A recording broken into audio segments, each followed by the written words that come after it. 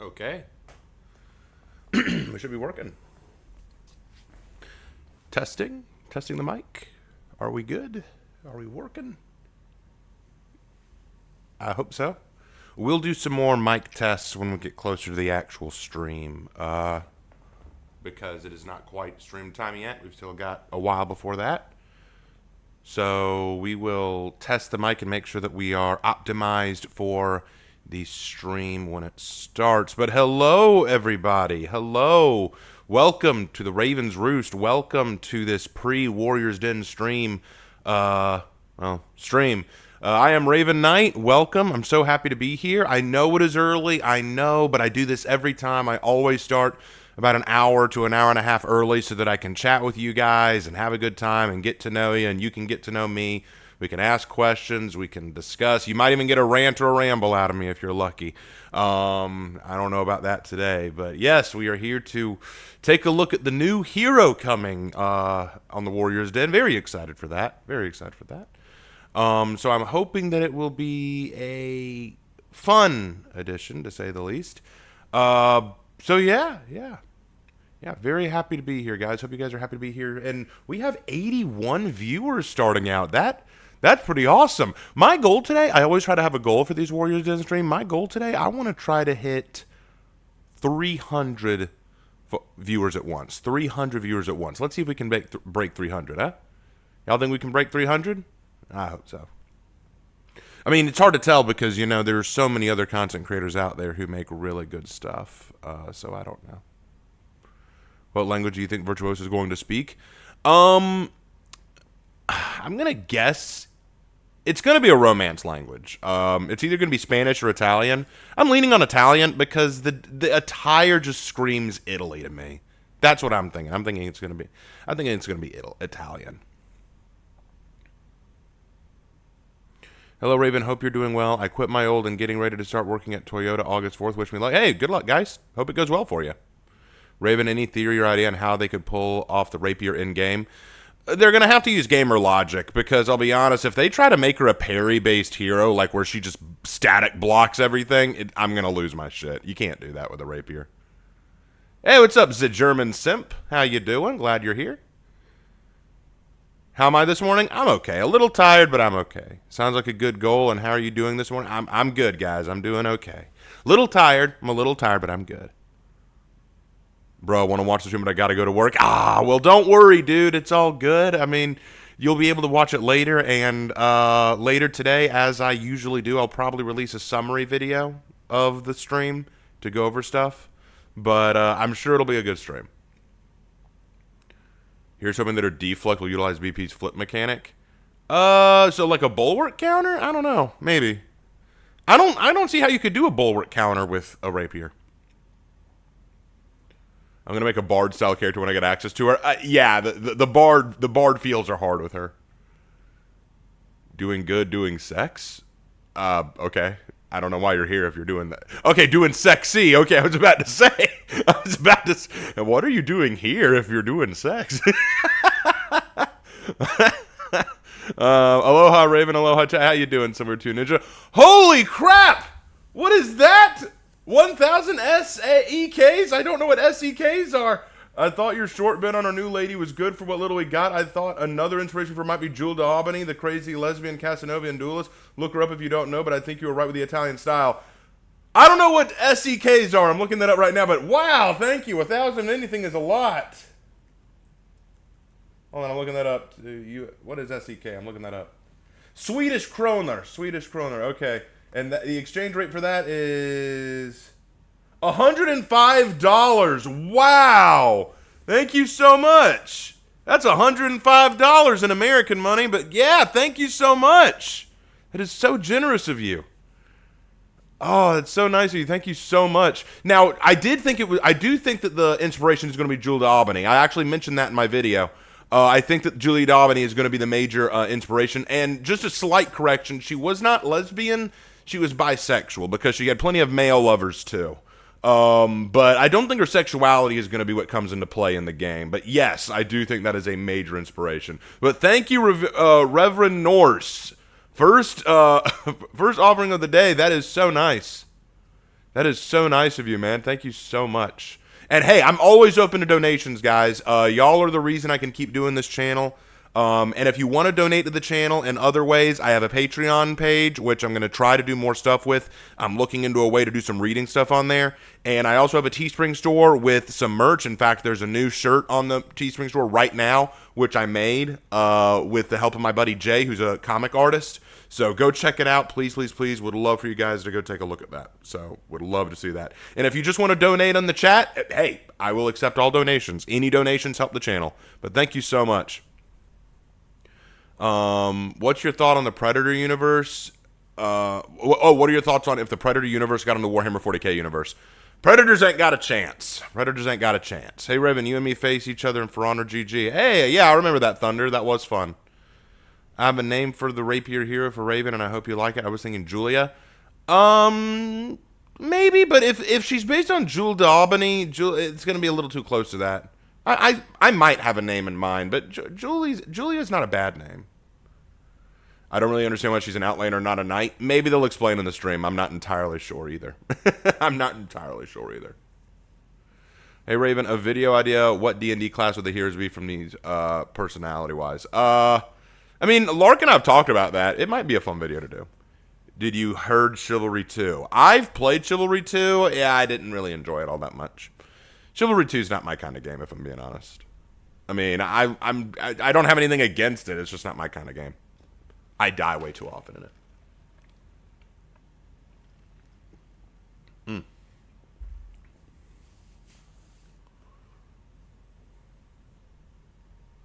She's outlandish, that's why.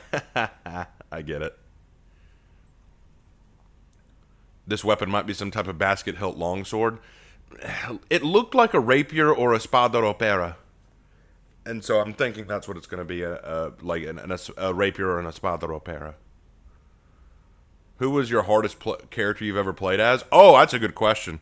I think the character that I have the most trouble playing as, honestly, is... That is a really good question. Probably either Aphira or Shinobi, because they just have so many options in their kit that I have trouble making them work perfectly effectively. And that can be very difficult for me, because sometimes for me, if a character has just too many tools in their belt, I have trouble figuring out the right tools for the right time. You know what I'm saying? Is there a countdown timer? No, I haven't set one of those up yet. I'm not that fancy. I wish I were more fancy. Besides, I also have this all set up on my brand new computer, so I'm still having to put things together. New hero equals assassin? I don't know. I don't know. Maybe. Raven, how are there dragons in almost every mythology? Because every mythology is going to have its supernatural serpents, I believe. Do I think she'll speak Spanish, Italian, or Latin? I don't know. I'm leaning on Italian or Spanish, personally. It's got to be a romance language. What would you think if the knights have horn skull helmet or a bassinet helm? I wouldn't be against it, as long as they give us a good knight, you know? As long as they give us a good knight. Raven, I have this idea. What if the breach maps would perfect for duels? I mean, they could be. Hey, another 50 SCKs. Maybe the idea is a Landsknecht style mercenary, but Italian rapier instead of Zweihander. We kind of already have a Landsknecht in the Warmonger. I know that Warmonger isn't exactly dressed like the classic Landsknecht, but that's who I think Warmonger is based on.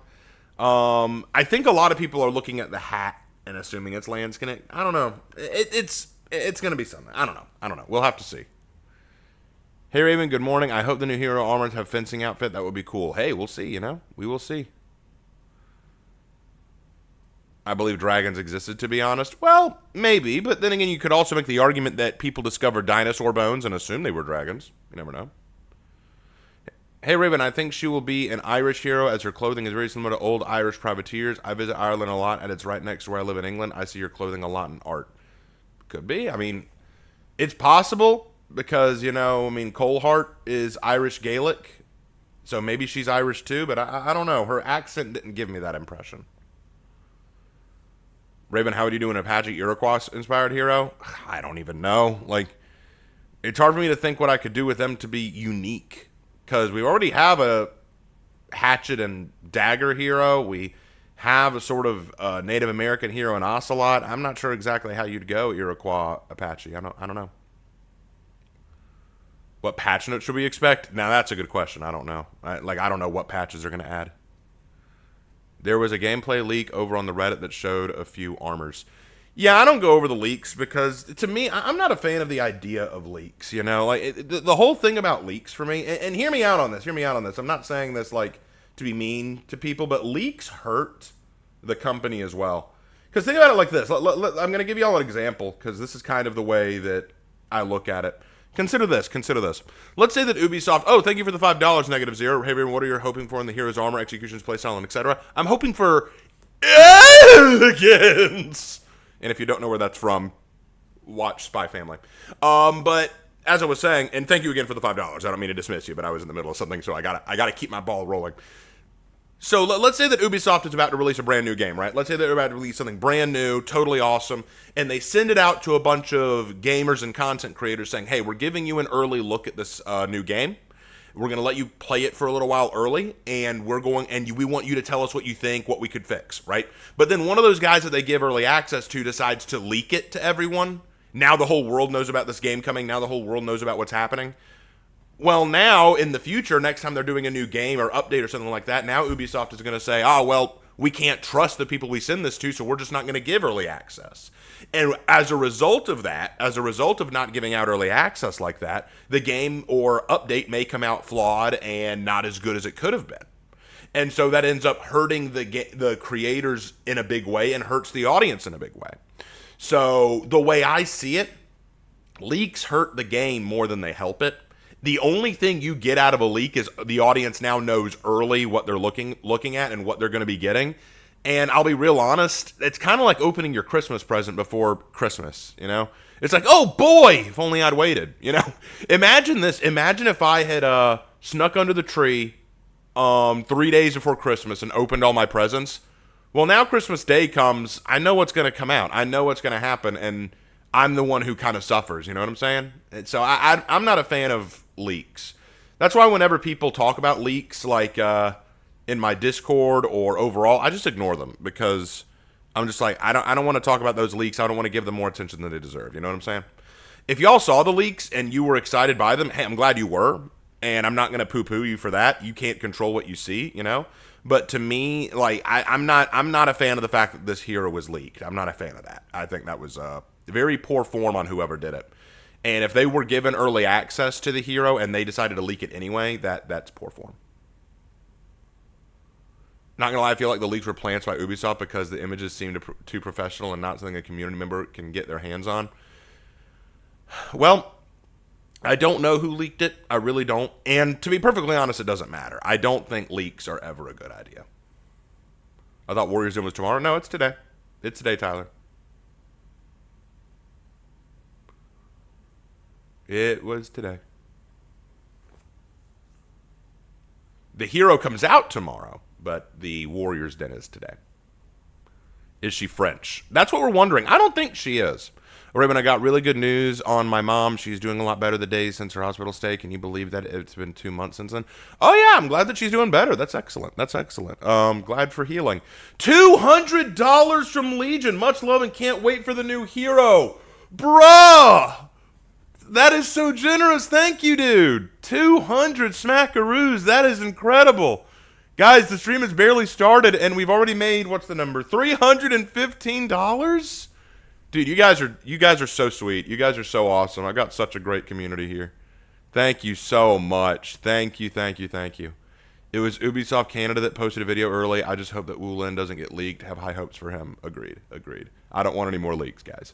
But thank you so much, Legion. I am so grateful. Y'all are the coolest. I've got such a great community, y'all. I've got such a great community. I pray she won't be French. Ah, man. I'm so grateful to you guys. Bro, Raven's getting rich.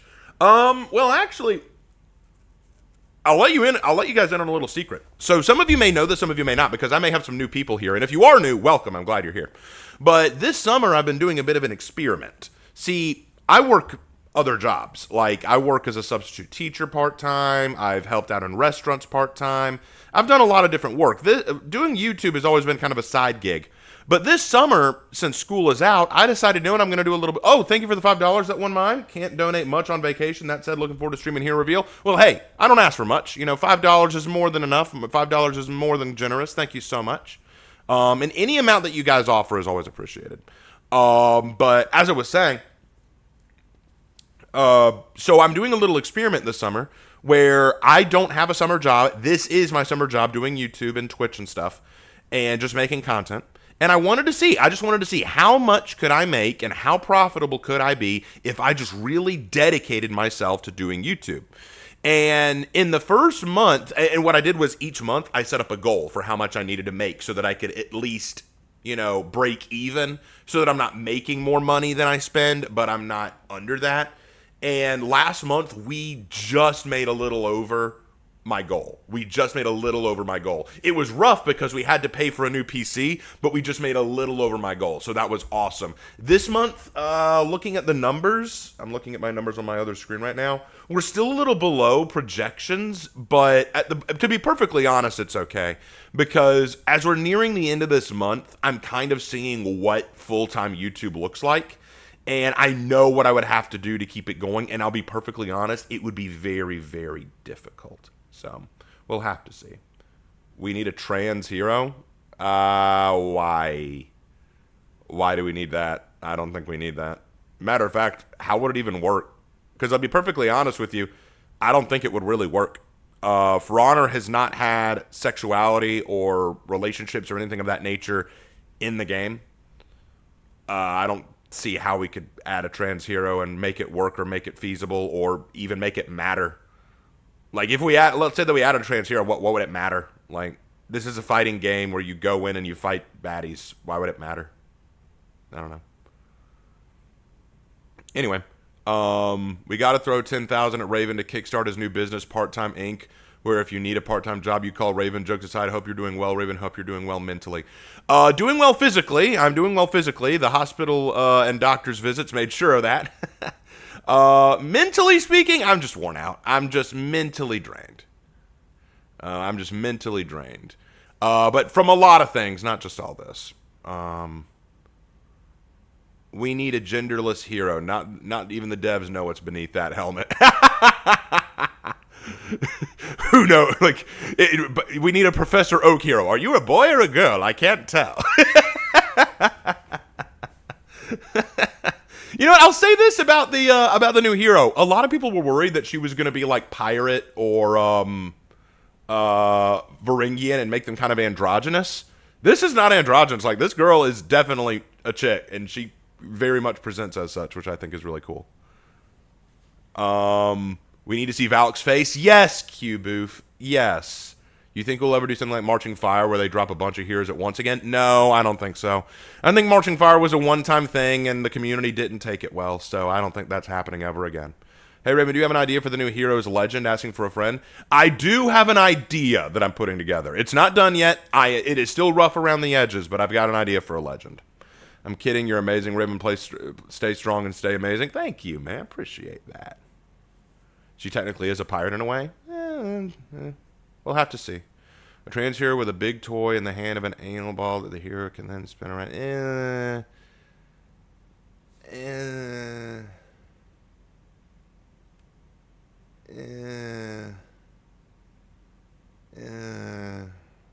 There, fix that. Besides, most heroes wear armor and helmets, so what would being trans even mean when you can't see half the cast face? Fair enough. To me, it just doesn't matter. Like, it just doesn't matter. Because that's kind of the beauty of making your own character, right? Like, do what you want with the character. Like, if you want to make a character who's LGBT, that's your right to make your character LGBT. Just as it's my right to make a character who's not LGBT. You know, you do what you want with your characters. That's the beauty of it. Her lifestyle by sea is what I mean. Well, I don't know if her lifestyle is by C. I don't know yet. But we'll see. What is your opinion on this gender lock hero? Do you think future hero release will still have male female versions? Good question. Here's the thing. The reason they're doing gender lock heroes is because it's more cost effective. Right now, Ubisoft is not in a financially good place. They've made a lot of poor decisions in terms of their game releases, and it's hurting them. And so they definitely need to be careful how much money they're spending. It costs more money to make two distinct physical avatars for a character, one male, one female. It costs more to get two different voice actors, male and female, and all just to create a hero that will wear the same armor sets, use the same move sets. It's just a lot more money to create two distinct genders. So it makes more sense to get one voice actor, one body type, and all the armor and weapon sets and move sets all stay the same for each hero. And what they do is they release a male and female each year. That's more cost effective. It costs less money to do that. So since Ubisoft is still in financial hot water, it makes more sense for them to just release one male, one female per year. And I think, while it may not please all tastes, it's probably the smarter idea. Do I have predictions in regard to future hero skins? Not unless I know the season's themes. And Hero was hoping to create Indigo Montoya. Yeah, that's what everyone says, but I don't know. This could be fun. To be perfectly honest with you, with the exception of Nobushi and Valkyrie, this may be the only hero where I say, yeah, it makes perfect sense to make them female. The rapier is a perfect weapon for female heroes. Like, the rapier is lightweight, easy to use, was historically used by many women throughout history, so I think the rapier is an excellent weapon for a woman to use, so I have no problem with this female gender lock hero. I think it makes perfect sense. And if you look at history, you can see a lot of women in history who were rapier users. Some of you may know a few. Here's a shocker for you. How many of you guys played Assassin's Creed 2 and Brotherhood? Are you familiar with Caterina Sforza? She was a woman that Ezio met, loved, and had a very interesting, passionate night with at the beginning of Assassin's Creed Brotherhood. She is a historical woman who actually was a duelist. She knew how to use a rapier, so there you go. What are my thoughts on the Deep Sea Xenomorph skin? The Deep Sea Xenomorph. Oh, is that like a Dead by Daylight thing? I haven't seen it. Hey, what's up, Aaron? How you doing, man? So, just being curious, what do you wish for what the new hero should be? The new Wulin hero should be. I want a Wulin hero who uses a Xi'an sword. I want a Wulin hero that uses a Xi'an sword. That is what I want. Because it feels silly to me that you have a Chinese faction and not one of them uses a Xi'an sword. It's the most classic, stereotypical Chinese sword in existence, and none of them use it. It makes no sense.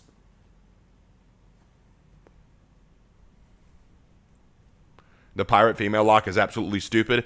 I disagree. I have always stood by the idea that pirate being female makes perfect sense because they were drawing reference to an actual female pirate in history, Chengshi, and I think that that is a very clever connection. So I have no problem with it whatsoever. Hey, a break and run. How you doing?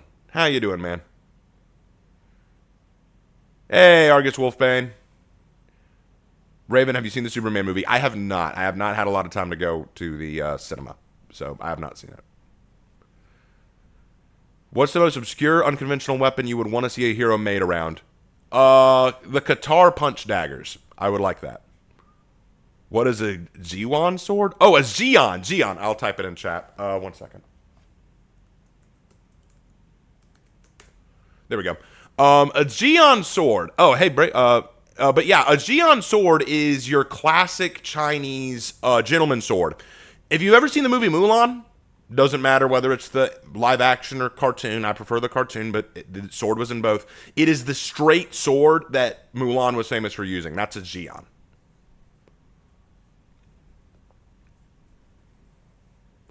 Hi, Raymond. I think the Wulin here will probably be a spear user. Lubu has been asked by the community for a while now, so it's probably a safe guess. Well, I was asked what I'd like to see in a Wulin hero, and I'm just saying what I'd like to see. Ubisoft has a bad habit of not ever doing what I ask.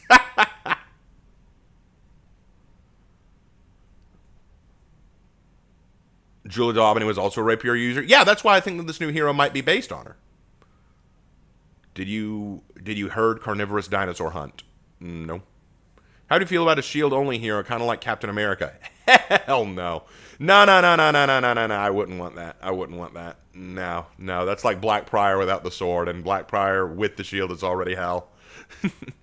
Okay, so do you think that a For Honor movie would work? It could, but I don't trust a lot of people to work on it. Thoughts on an Outlander who uses a karambit? Nah. As Hannah would say, we don't talk about the live action stuff. You're right, we don't. Chungsha is a better pirate than Blackbeard. Prove me wrong. I won't prove you wrong, because it's true. It's true. I have my idea, standard style of weapon. Oh, really? What's that? Hello, Slimes and... Oh, yep. Hey, Rose Tulips. Lubu would be cool, but Mulan, Xion would be cool. I want the Xion. I want that. Maybe next year what they'll do is they'll do another Mulan hero and they'll give us a Xion. I'd like that. I'd like that. Or they could surprise us and give it to us this year. Who knows? Maybe that. I don't know what they're going to do. Everyone always says, hey, what are they going to do with Wulin here? What are they going to do? I have no idea. I have no earthly idea. I'm happy they're giving us a Wulin hero, but I just don't know what they're going to do. Chungsha, after hearing her story, I kind of prefer a female pirate. Yeah, there you go. What's the new hero's name? Virtuosa. Raven, do you think we will get an Arno Dorian hero skin or a Zoro skin? Maybe. I like how she is, though. Yo, what's up? My wife hates me gaming. How you doing? The standard weapon like Neil from Elden Ring. Oh, I get you. I get you. We already have Shaolin with a staff and Guan Yu with the polearm. I want a court official style character with a Xion. There you go, Reverend Norse. There you go. Oh, Raven, I remember when people talked about a For Honor movie, you think it would pull a lot of visibility to the game? Possibly. They would need to decide how they approach the movie because, I mean, there are a couple of ways you could do it. You could approach it in a brand new, unique storyline, or you could retell the campaign. So it's going to depend on how they'd want to approach it. Did you go Headmaster from Spy Family again there, Raven? Not that time. Oh my god, a Zoro skin exactly from One Piece's, that would be very interesting. Yes, give me an Aramusha skin with Zoro. Give me an Aramusha skin with Roronoa Zoro. Go full anime on that, boy. I would buy that skin and I would never play another Aramusha skin ever. I would never touch Aramusha in any other skin than the Zoro skin. Give me that right now. Come on, Ubisoft. Grant me this wish. Raven Knight, I want to be as good as you one day. Oh, well, thank you. Although I'm not that good at the game. Something that would cool be random would be the idea of having the legendary wooden sword from Japanese history. The guy who you knew I was talking about who used a wooden sword and dominated. Oh, you mean Miyoto Musashi? Yeah. I mean, I don't know if they'd add that, but that'd be cool. Miyamoto Musashi, so yeah. I'm going to make a guess in the Wulin here. We'll use the butterfly sword. I think that Pirate Sword is kind of already a butterfly sword. Should we get a Ghost of Yote collab for the Samurai season? I mean, I don't know if we will, but... Ghost of Yote has me a little worried.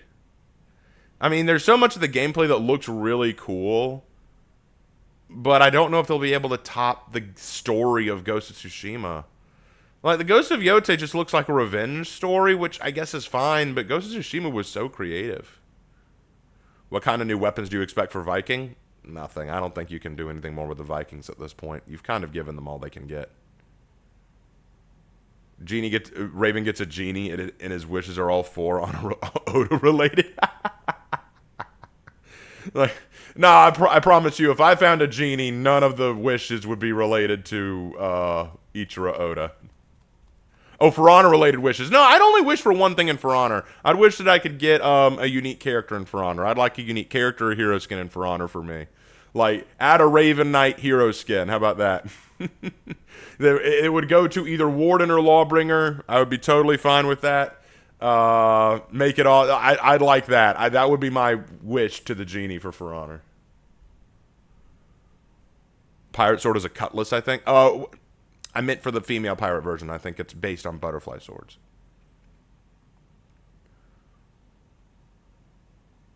Ghost of Yote and his AC Shadows story are eerily similar, in my opinion.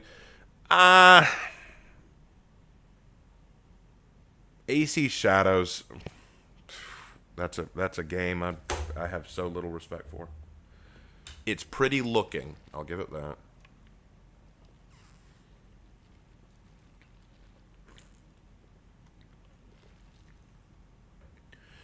Let's make a Raven Knight hero skin. Yes! Let them know. Let them know. All right, let me check the time on our thing. Let me see. We've got 49 minutes. We've got 49 minutes. Awesome. So we're still good. So Raven, on Tuesday, I have my school to get some stuff done before term begins. Wish me luck. Yeah, sure, no problem. Okay, fine, Raven. If you had a genie, what wishes? Oh, God. Okay, so first wish. I wish that I could speak every known language and read it. I'd like to be able to speak and read every known language. Number two, I wish that I would have enough money to make me financially well off for the rest of my life. I don't need billions upon billions of dollars. I don't need all the money in the world.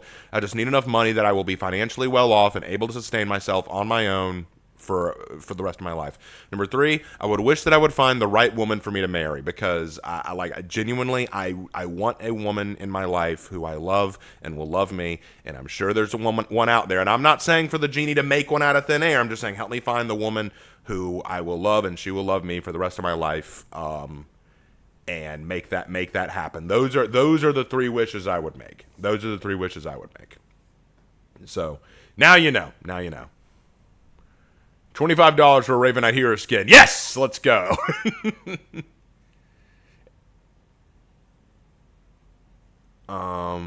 Wish rebuild the Roman Empire. Why not unknown languages as well? Because then I couldn't talk to anyone in them. Okay, everyone, which hero would you prefer it on? So maybe I could try to draw one. Lawbringer or Warden?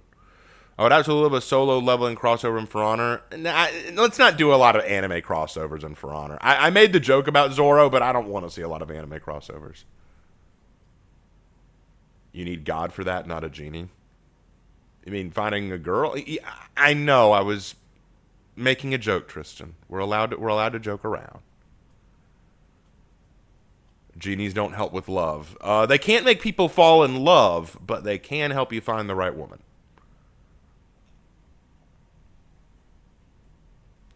Didn't Geist a while ago create a Raven skin for you? He did. He did. And it was nice, but it wasn't official. I'd like an official one. Hey, Raven, it's been a while. I changed my name on YouTube. Oh, what was your old name so that I know who I'm talking to? If Ubisoft makes a Raven Knight hero skin, they need to have his evil laugh or else it's not canon. This is true. And I will gladly record my evil laugh for them. LOL, Genie Matchmaker may not be able to make you fall in love, but can make someone fall in love with you, but can at least do a dating game. Hey, let's have a dating game. Raven Knight, do you think they're going to add a tower shield hero at some point? No, I don't think so. I don't think so. I don't think they're going to add that. Tower shield would be way too difficult to implement because it'd be broken as hell. Seth. Oh, okay, cool, man. Cool. Now I know who I'm talking to. Nice. Whew, okay. Stretch. I got to stretch. Okay, I'm better now. We are at 170 viewers. We're not quite at 300. We're over half there. We're over halfway to 300. Come on, guys. Get your family and friends in on this. Let's get to 300. My first wish with a genie would be to get rid of the rules. Have you played Half Sword? No, I have not. Raven should be on the nerd version of The Bachelor because we can get our One Piece loving Asian girl. The nerd version of The Bachelor. Oh my gosh. Yeah, it'd be awesome though. Let's see. There are two sides of For Honor who want more crossover skin and who don't. Yeah. And I personally would rather see fewer. If they make a Raven Knight hero skin, he should also get voice lines that change language depending on which faction hero he's fighting against, kind of like Griffin. Yeah, that'd be cool. I'd be down with that. It'll jump up more when the din begins? I hope so. By the way, when did you start playing For Honor? What year? I started the very year it came out. I got the game, I think, the day after it released. Like, not even kidding. Like, I've been playing since day effing one. Probably a dumb question, but do they give chest out on Twitch streams? I think they do, but I don't really watch on Twitch all that often. And it's not because I don't want to. It's because I'm just used to streaming on YouTube, and this is more comfortable for me. Maybe someday I'll stream on Twitch, but this is just comfortable for me. Raven, I got a question about one of your legends. Is that one Nobushi who is Steven's lover, I think? Why is she blonde? Is there any lore reason? I actually came up with a personal reason, but I never came up with an in-lore reason. The personal reason is that she dyes her hair. The reason why, but my idea was that in honor of Steven, she dyes her hair because she wants to connect herself more to Steven, who had blonde hair. So that was my personal reason, but I never explained it in lore. Hey, Cedric's Library. Hope you're doing well. Let's see. I need a hero skin for Kensei with Genshiro Ashina outfit. Interesting. I think For Honor needs to go make their own hero skins because no one wants to see a video game company really that much in For Honor. Fair. My brother tried playing For Honor. It was tricky, and he wasn't kidding, but I still like it and enjoy it all the same. For Honor's a tricky game. Not easy for people to jump right into. You got to practice and work at it. Hey, Raven, I've been looking into the Space Wolves, and they are basic to me. Yeah, I'm not a fan of the Space Wolves. And what's funny is whenever people try to defend the Space Wolves, they always do the same thing. But what about Lehman Russ? Lehman Russ is awesome. I like Lehman Russ. Space Wolves, no. Hey, Raven, what would you like the Woolen Hero's backstory to be? I.e. Merc, Bandit, Noble, or Specialist? Specialist, probably. Yeah, I see what you're saying. Somebody give For Honor's budget $1 bazillion. I almost don't want that. I'm not saying I don't want For Honor to go under, but I'm worried that if you gave them too much money, they'd start making really stupid decisions. Sometimes having more money than you need can be just as dangerous as having no money at all. Because then when you have too much money, you start getting arrogant with it and doing things without consequence. Like you say, we can add this and this and that to the game. We don't care. We got the money to do it. So I don't know. Hey, Raven, could I get some advice from my legend? He's a warden from a far-off kingdom that was destroyed. He came to Heathmore to survive. Write him very carefully. It's hard for me to give advice live on a stream, but what are you looking to do with this hero? Took a while to learn Sohei. Yeah, it takes a while. So how much story potential do you see in Virtuosa? Plenty. I'm very excited to play her and see what I can do. Space Wolves are uncultured barbarians. Signed a TS fan. Yes! For Honor is both my favorite and least favorite game ever. Yeah, that's a real statement. I get that. Raven, have you heard of the Samurai Crusader? I have not. I'd love to see a new Chinese hero that wields a Changdao with the stealth, of course. I'd like a Chinese hero with the Xion, but we already went into that. Ah, yes, I love watching a stream while my friend is playing a different game on call with me. Well, I'm glad you're here, Peanut Butter. Wish Hannah were here. She would love to talk to Peanut Butter. But I have also been looking into a character named Lotara Sarin and a guy with a robotics orc arm. Okay. Leaning on the Raven hero skin custom execution effects is just the Ravens consuming the poor bloke. Yes. So I like the idea, Raven. I know you forever. You have said you did not want the rape. You're just rapier. You're just because it's not a war weapon. But the best thing they can do is use it as a character, and so they did.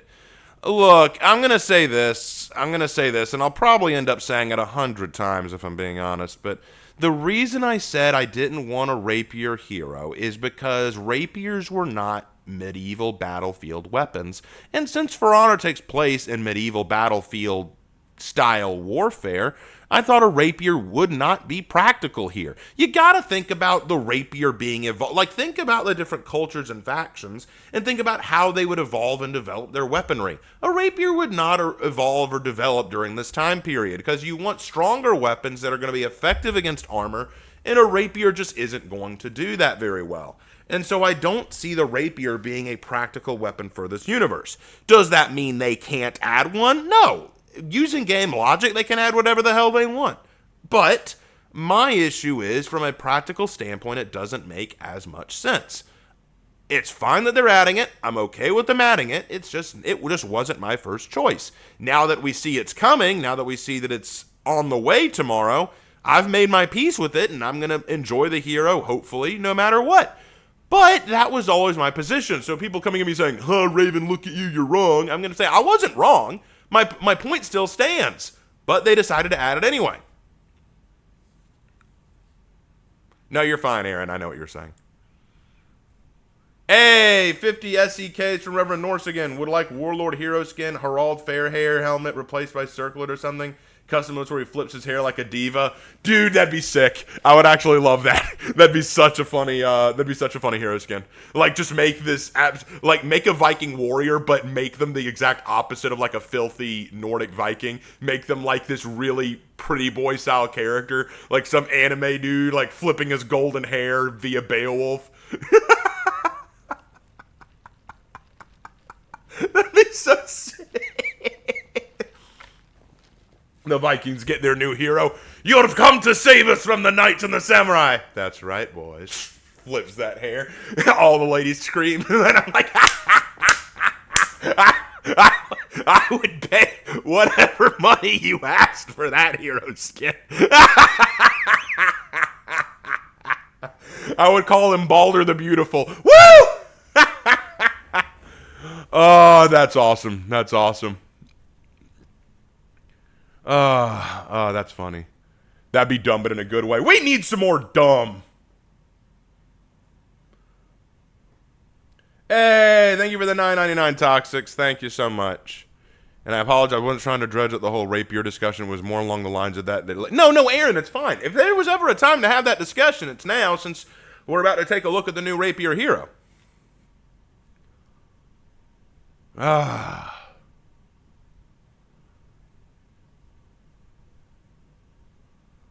Flowers braided into hair and beard, deep blue eyes, and make model face. Exactly. That would be awesome. That'd be awesome. Raven, you know what Space Wolf need. Different chapters, Descendants of Space Wolf for expanding stories. Yeah, many people have agreed that the Space Wolves need more successor chapters. I think really what the Space Wolves need is they need an L.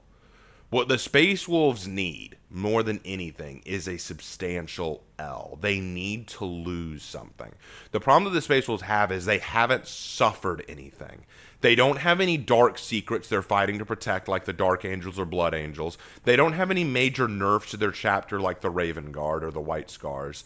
They don't have to deal with any external struggles indefinitely.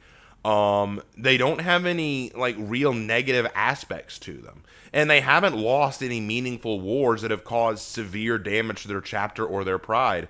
They need an L to humble them. And once you do that, I think it will fix a lot of their problems. You know, it's funny to me is that we always like to think of like the Vikings like barbarians with beards and stuff, but it would actually be probably more historically accurate for a pretty boy. Aaron, you're not entirely wrong. Vikings were actually very clean. Like, I think it's funny that people always think of Vikings as these dirty barbarians, but Vikings took cleanliness very seriously. It was like they wanted to be clean. I just don't think a rapier hero is a good idea to be like PK with longer reach. I've heard that before, yeah. The armor for the new hero looks good. I hope so too. Hey, when I see you have been playing Withering Waves, how do you think about it so far? I actually like Withering Waves, believe it or not. It's kind of funny. I don't play a lot of gacha games. The only one I played before this was Genshin, and that was fun. But then Hannah got me into Withering Waves, and I just love it. The designs of the characters, the overarching story, the open world combat. It's a lot of fun. It is a lot of fun. I've been enjoying it. I understand they're doing a new banner today, so I'll have to check that out later. Space Wolves are too much like cartoon Vikings and not enough like real Nordics. Exactly, Dan. You hit it right on the head. They are just Viking LARPers. They are using the aesthetics of the Vikings, but not the practical aspects of the Vikings. Which is why in my video I said, have them travel the stars. Have them lose Fenris. Have them actually settle on other planets. You know, like Vikings did. So what you're saying is that Vikings wouldn't be a bunch of dirty cavemen, but rather bearded Prince Charmings. I mean, they would have, you know, their rough around the edges aspects, but they would still be clean. Like, look, people like to paint Vikings as these guys who lay around in the filth, pick up an axe, and then charge screaming Valhalla into battle. They were actually a cultured people. They actually had culture. They were cleanly people. Does that mean they were perfect? Hell no. Like, there are a lot of problems with the Vikings historically, and I could go into that another time. But to just lump them all together as these mindless savages who just lay around in their own filth, no.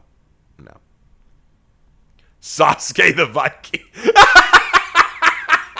I just got this mental image of Sasuke from Naruto with a big beard and just big beer gut belly.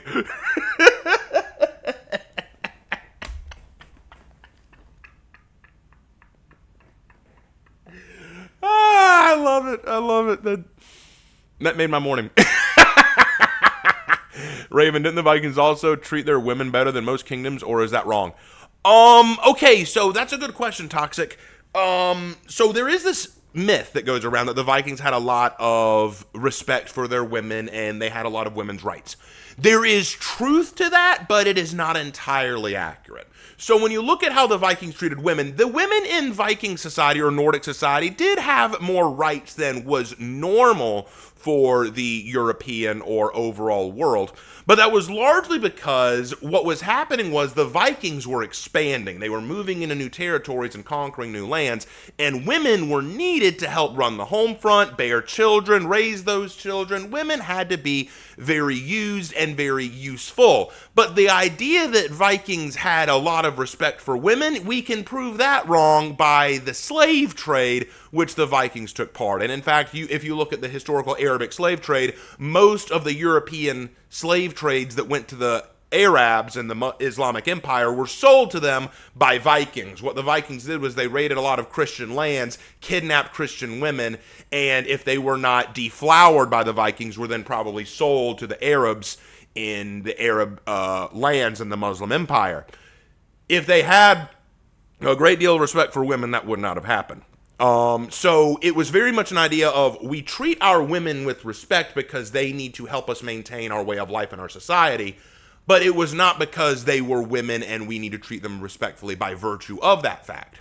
You would not see that stark change until the rise of the Christian Europe. When the rise of the church grew in Europe and a lot of Norse converted to Christianity, suddenly there was a lot more respect given to the fairer sex.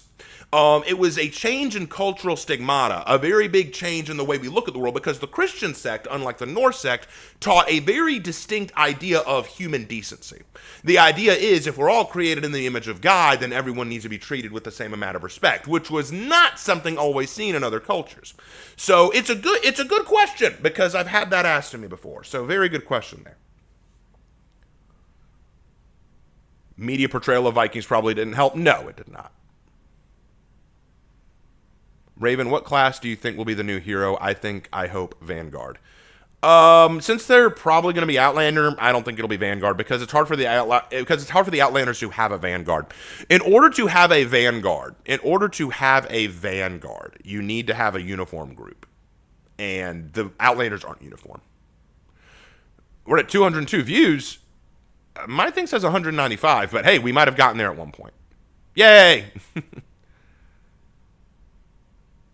What's up, Raven? I'm so ready for that. Yeah, Riley, I'm ready too. Oh, we're actually, it's 11:18. I think we've got about 40 minutes left. Let me check. 31 minutes. We got 30 minutes until the Warriors den. I'm so excited, guys. I'm so excited. This is going to be awesome.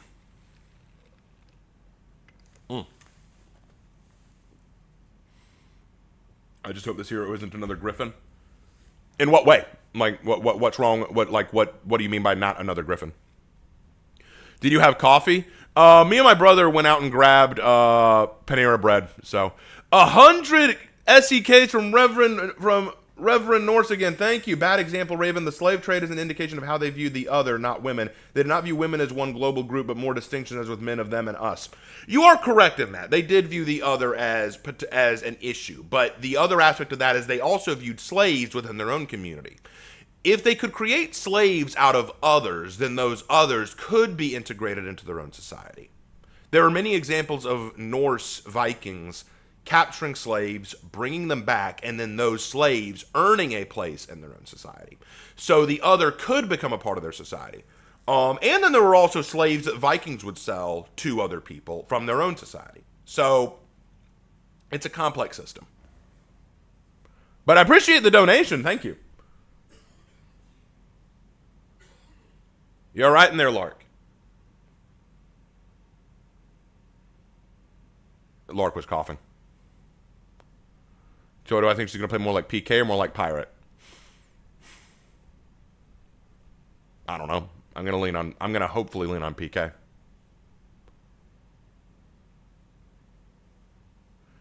Did the stream crash? No, we're still here. Stream is still on. Hey Raven, you have a Tiandi that is black and gold. Can you show us today, pretty please? A Tiandi that is black and gold. I think I made a how to build out of her. You can check my how to build playlist. She should be in there. She should be in the Blue Dragon core. Hey Raven, have you seen the new Iron Hands character model with the power Kanabo? I have seen it. Looks cool. If only I liked the Iron Hands. How we get some Princess Bride-like executions for her? Who knows? Who knows? I wager a Peacekeeper Nobushi hybrid for this new hero. Maybe. Hey Raven, one of the boys from K-pop Demon Hunters is a Viking. Fun fact: Virtuoso's face is same model as PK's revealed face on her helmets. Really? I didn't know that. To be honest, I'm not really excited for the new hero. I'm just excited we're getting a new hero. Because here's the thing to keep in mind, guys. Whether you're excited for the hero or not, let's keep in mind this. Given Ubisoft's financial situation right now and all the losses they suffered with the whole Assassin's Creed Shadows fiasco and with the practical nothing burger that was Star Wars Outlaws, they could have just shut down the game. Or at the very least, just not updated it anymore. But we're getting new heroes, which is awesome. So I'm very glad for that. Stream keeps blacking out, becoming soundless. Is it? Is that happening for anyone else? Am I getting... Is anyone else having problems watching the stream? Wexler thinks this hero was modeled after her, Raven. I think she looks a bit like her, but I wouldn't say that she's an exact one-to-one. I'm pretty sure she's joking, but either way.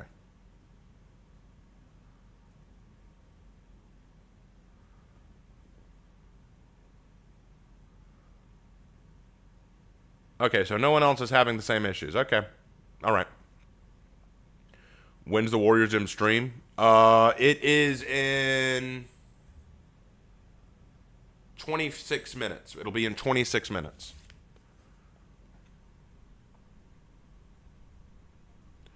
Any ideas for maybe a dismounted Polish Hussar? Nah, the Polish Hussars need to stay on horseback. Where's Konk's rework already? It's somewhere over the rainbow, way up high. There's a rework I've prayed for once in a lullaby. I literally just came up with that. Not a lot of work to it, really. I just changed a few words. Been listening to that song since I was a kid. I'm more excited for the new hero's armor style and personality than her weapons. Yeah, I get that. I like a hero with personality. Damn, bro, you can sing. Ah, no, I can't. I can't sing. I'm a very bad singer. I sing like a frog with laryngitis. Hey, Blue Steel Boy. Hope you're doing well. Do you like Black Bear Pirate or Bloodborne Pirate hero skin? I just like Pirate. What personality do you think Virtuoso will have? Oh, I'm sensing a lot of jovialness, cockiness, arrogance, egotism. I'm sensing a lot of spunkiness. I got this one statement and I want to see whether you would agree or disagree. History lesson, especially in the developing country, is half truth and half propaganda. There's truth in that. There's truth in that statement. In a developing country, history will always be half of what is true and half of what the government wants to be true. Sometimes those things overlap well. Sometimes those things overlap well. Like sometimes you'll hear a country that, you know, hey, what happened was really good for the government, so we're going to tell it like it is. Other times it's not going to be pretty, so they're going to change things to suit what they want. There's an old saying, history's written by the victors. There's a lot of truth in that. Out of curiosity, Raven, what is one of the funniest moments in the For Honor campaign? I don't speak Japanese. Wait, are we getting the new character today? The character's coming out tomorrow. We're just seeing the reveal today. Spunkiness. Yes. What do I think about an Ashigaru hero? I'm here for it as long as they make it creative. Ubisoft in Canada dropped their gameplay trailer early. It's on Reddit. Well, good for them. I'm not looking yet. I want to see it live first. Raven, do the new characters come with balance patches? I'm still new to For Honor. Sometimes. But sometimes they don't release a balance patch the same time they release a new character because, honestly, they want to see how the character mixes into the game. What I think they're probably going to do is they're probably going to do something to fix the stamina punish changes. I think they're going to do something about that. How do I think this new hero will affect the war? Not at all. I don't think that Virtuosa is going to affect one damn thing. Any guesses as to what class Virtuosa is going to be? I'm going to guess Hybrid or Assassin. Those are going to be my choices. Definitely not Heavy and doubtful Vanguard. So I'm going to say Hybrid or Assassin. That's my guesses. Hey, Orange Hood.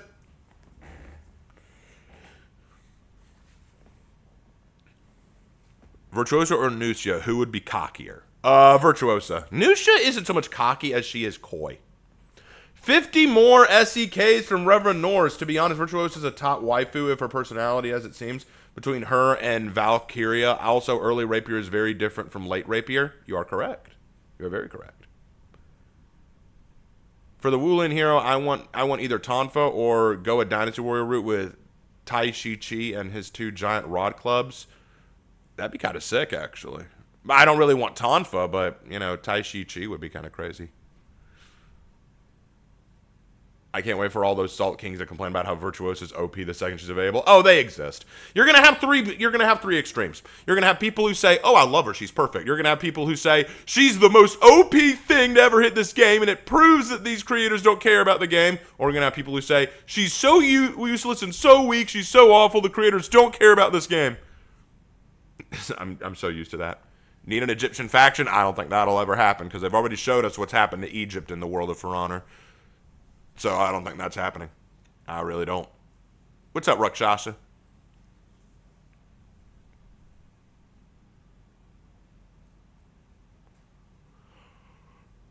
Sorry. La la la la. Sorry. I had something in my throat.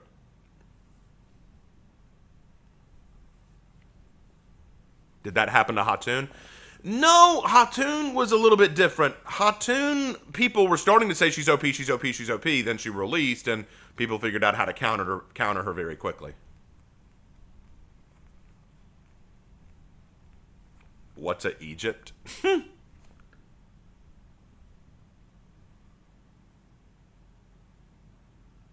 A day one main, that's what she is.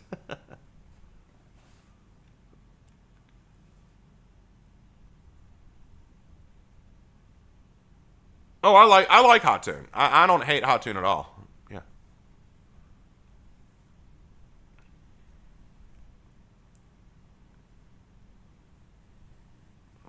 Swing low, sweet chariot, coming forth to carry me home.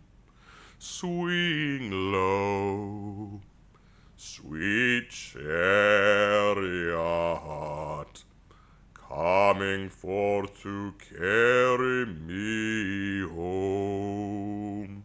There we go. Cleared that up. I had something at the bottom of my throat, and I was trying to sing it out. Coughing wasn't helping. Running my throat wasn't helping. Virtuosa really looks like Fiona from Shrek. Yeah, I can kind of see it.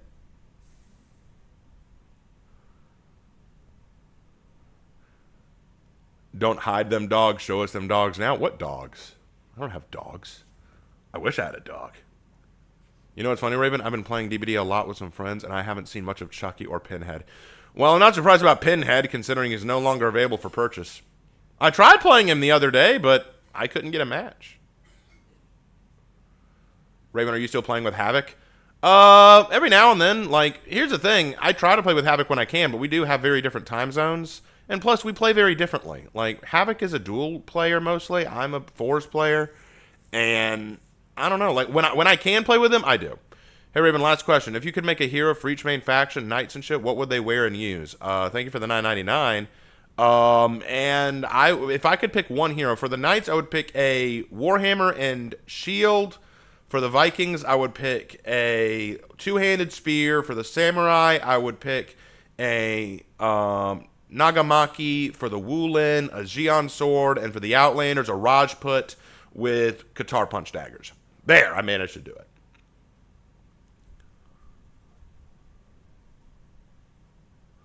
So, Raven, who in the For Honor roster do you think would consume the most meat? Shugoki. Raven, singing is such good vibes. Oh, trust me, my singing could use some work.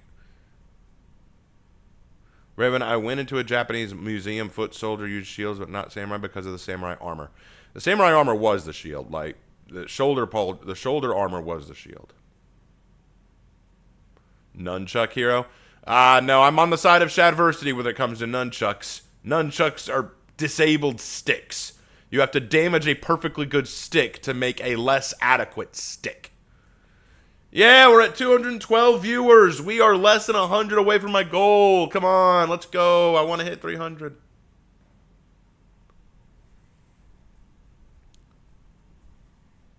Raven, Shugoki versus Raider in real life, who would win? Shugoki probably. Shugoki's wearing more armor than Raider is, and the Kanabo is a crippling weapon.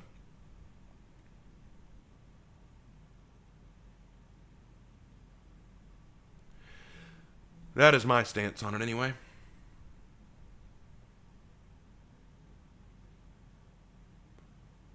Well, here's the thing about nunchucks. They require way more skill to use than a stick, and they have the risk of hurting you in the process. And I know, but if you train well with them, you can use them. Yeah, if you train well with them, you can. But you need to train for days to master the nunchuck. You only need to train for a few hours to master a stick. There's not a lot of work that goes into using a stick. Were chain weapons ever practical? No. Creative, but not practical.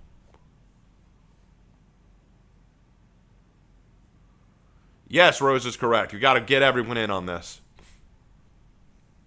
After the Warriors did, will we be able to play the new hero or no? The hero does not come out until tomorrow. We are just getting the reveal today. The reveal of the new hero is today, but the hero will not be available until tomorrow.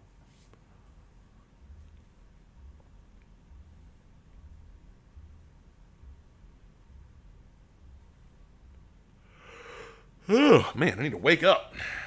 I need to wake up. Come on, Raven. Come on.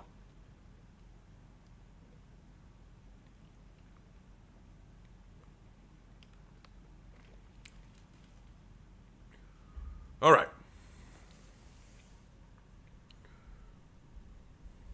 Afternoon, Death Gear. What's better, a blunt weapon or a spear? It depends entirely on the context. If you're in a large war scenario, a spear is going to be better. If you're in a one-on-one fight, a blunt weapon is superior. What ranked ornament is your favorite for any hero? I love the laurels on the Warden, and I love the diadem on the Peacekeeper. Those are my two favorites. Are you still looking forward to Virtuosa even though she's using a thrusting sword rapier type weapon? Yes, I'm still looking forward to her. Because even though I don't think the rapier is a practical weapon of war historically or practically speaking, I look forward to a new hero in For Honor that I will have fun playing.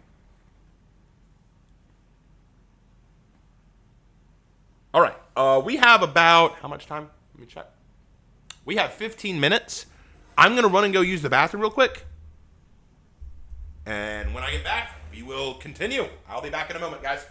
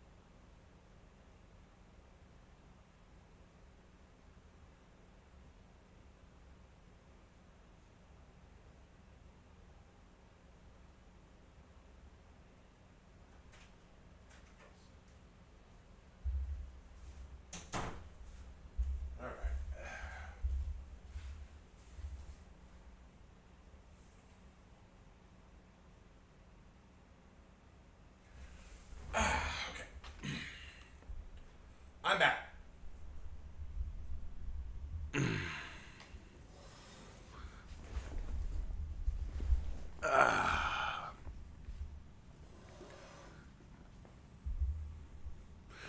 Whew. Okay, so I am back. How are we doing? Arson? Oh, burning the place down now? Yeah, it's all good. Don't do that. Sohei or Bulk? Who would win? Who's Bulk? Valk! Oh.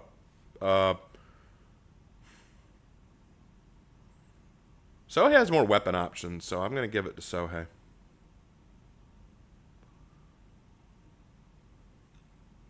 Just hope she doesn't have broken feats. I always feel like whenever they give a new hero feats, they always start a little bit broken and then they have to nerf them a bit. So I don't know. We'll see. We need nunchucks? No, we don't. That's the last weapon I want. Did I see that Ozzy Osbourne died? Yes, I saw that. I talked about it in last night's stream. I didn't follow the guy personally. I wasn't that big a fan of his music overall. It's what it is. Sorry he passed away. Prayers go with him, but not my big thing.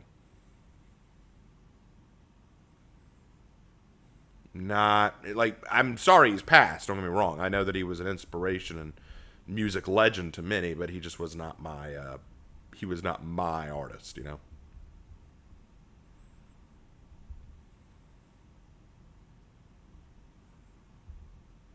BP players are devastated. I get it. I get it. Once we get closer to the stream, I will be adjusting the mic, so I'll need y'all's help.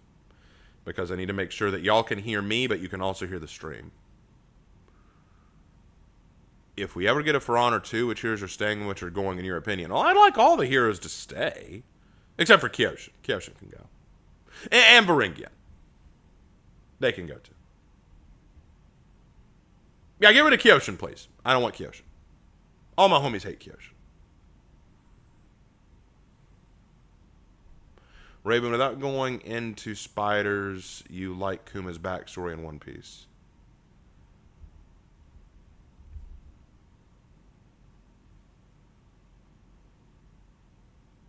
Without going into spiders, you like Kuma's backstory in One Piece. I'm going to assume you meant spoilers.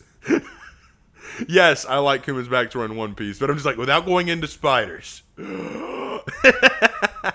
Whoa! From Spring Biscuits, $100 drop. Instead of small rapier, why not great sword rapier? Thank you so much. Thank you so much. I appreciate that. And my answer to that is yes, that'd be cool. Like, give me a big old straight sword. That'd be awesome. But yeah, thank you for the $100. Wow, really appreciate it. Keeping Hito over Kyoshin is crazy. I mean, we can lose Hito too, but I don't like Kyoshin. What time is the Ubi stream? We've got a little over 10 minutes. Got a little over 10 minutes. How much money will Raven get? Right now, I have $461. $461. That's a fair amount. It's actually, believe it or not, that's only $100 away from my rent. If I make $100 more, I can pay rent off of this stream alone, believe it or not. I'm not saying y'all need to. Don't be like, well, we need to. You don't have to. I'm not saying you have to do that. I'm just saying to give you an idea.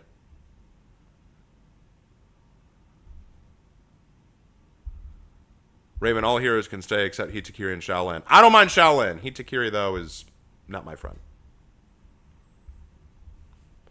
I hope this hero doesn't kill Peacekeeper. I don't think it will. I don't think they will. Peacekeeper's going to be their own thing, I'm sure.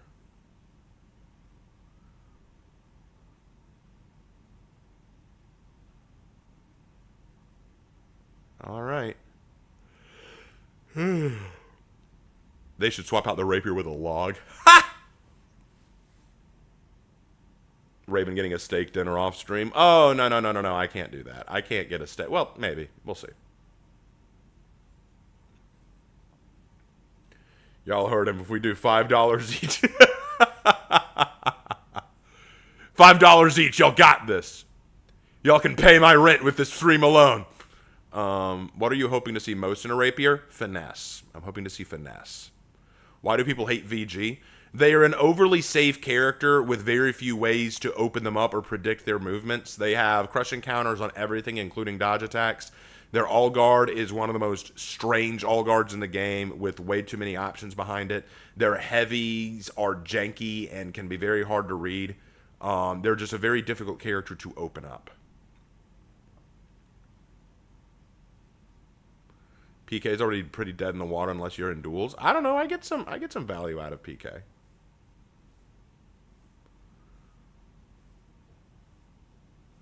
Lesbian relationship with PK. You know, I never understood that. And maybe it's just me, but I don't understand why people go crazy over, like, the lesbian art in For Honor. Like, I don't get it. I don't get it.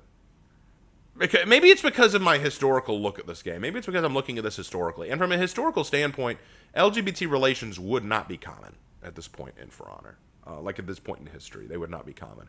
They'd be frowned upon. So it's one of those things where it's kind of like, maybe I just don't see it because I'm looking at this as from a historical perspective, it wouldn't make sense. But maybe that's just me.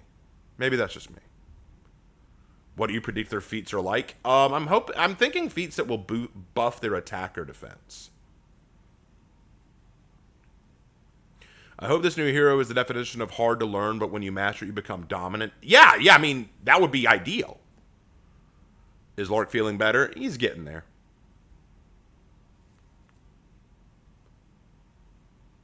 All right, later, Skull MD. Have a good one. We need an updated For Honor dating video from you.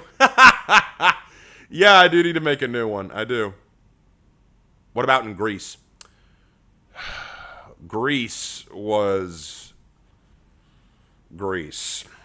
When you think about Greek history and you think about how they looked at sexuality, I'm not sure I'd look at them as a good idea in terms of, influence. The Greeks did not just sleep around with men and women in their own sex. They slept around with animals. They slept around with items. Sex to the Greeks was kind of crazy. That's why Rome curbed a lot of that stuff. When Greece was assimilated into Rome, they curbed a lot of that sexual degeneracy. Like, if you want to look at, like, people who look at Greece, it's like, oh, look at that, LGBT paradise. I'm like, do you really want to use Greece, ancient Greece, as a good example of LGBT positivity? Wait, that would be degeneracy. Very academic. Greece was Greece. Well, Zachary, it's hard to describe it in any other way and not be kind of mean.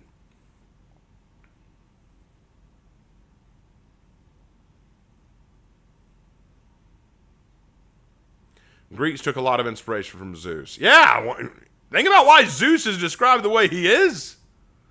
When does it start? We got a little less than 5 minutes. Actually, a little more than 5 minutes.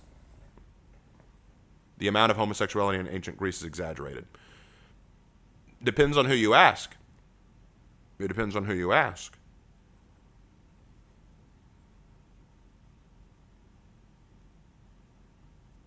All right, I'm back. Stream died for a second. Didn't die on my end. I'm doing well. Pre-Christian Rome was also pretty Rome, too. Oh, yeah, Rome had its problems. Don't get me wrong. Rome had a lot of problems, especially pre-Christian. But I'm just saying, the sexual degeneracy of Greece versus Rome was not quite the same. $500 from Nestbound! What? Do you think we'll ever get a hero based off the Onmyoji like in Neo, or would that be too fantasy for honor? Boy, howdy! Okay, wow. And $5 from Rakshasa Blade. I think the new hero will be a counter to Pirate Hero. Of course, she is after one and 5 for the rent. Boy! Okay, so let me answer that first one. The big one. Do I think we'll ever get an Onmyoji? I don't think we ever will. But I don't think it would be too fantasy if you could make it work. Like, if you gave them a cool weapon and gave them feats not unlike Kyoshin, I think you could make it work. But thank you so much for the 500 smackaroos. Wow. Dude, okay, well, I've paid rent and then some. I've paid rent and then some. Thank you guys so much.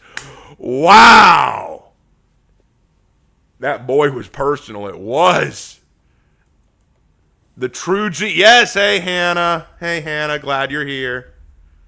Wow, that was a very big donation. Thank you so much. Thank you so much. That was awesome. Wow.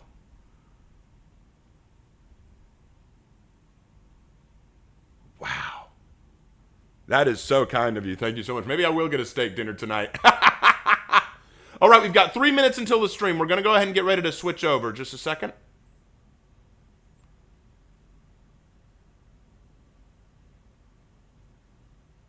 Let's see.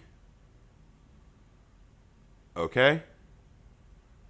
We should still be good. I'm going to turn on desktop audio. I'm going to lower my mic a little bit so it's in the yellow and not the green. I'm going to keep the desktop audio in the high mark. I'm going to switch over to this. We've got 2.5 minutes.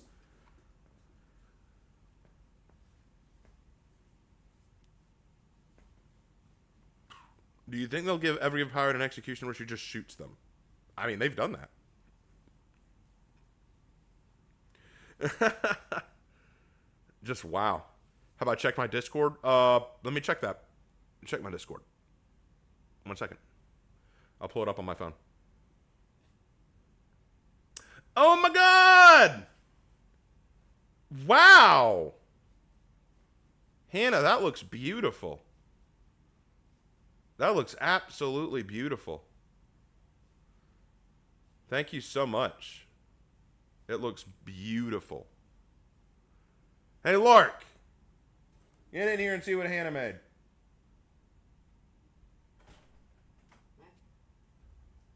Oh, damn. Looks great, doesn't it? Oh, my goodness. Yeah, it looks awesome. I love it. I approve of this. Absolutely phenomenal. Thank you so much, Hannah. Thank you so much.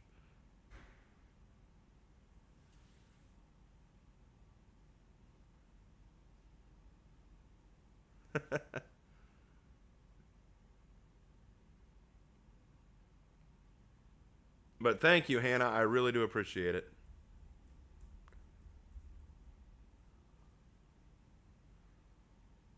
What are your thoughts on the next hero coming? What style of weapon? We know they're Wulin, so it's going to be a Chinese weapon. But after that, I don't know. After that, I do not know.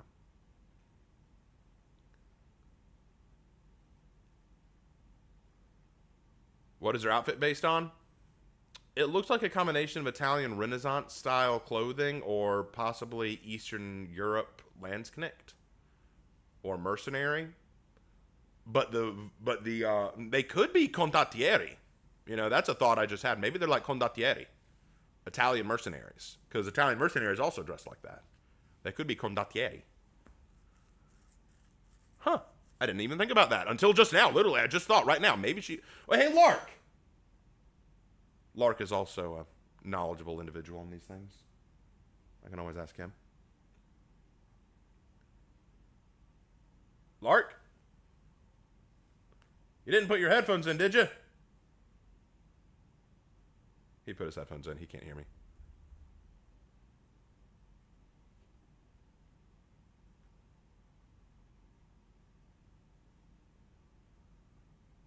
All right, we're just waiting on Ubisoft to start the stream.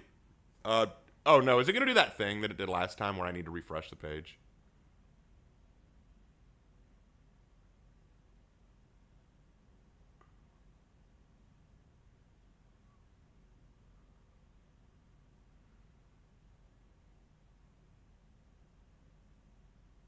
Come on. We'll give it a few minutes. We'll give it a minute. Let me check Twitch, see if they've already started on Twitch. If they have, then we might need to switch to Twitch.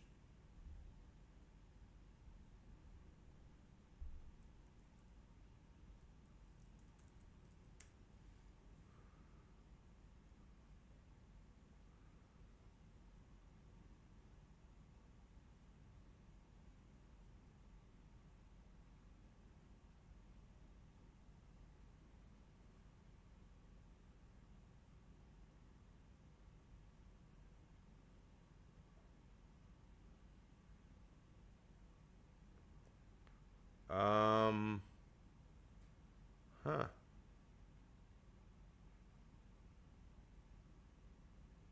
It says they're live. Here, let me refresh it again.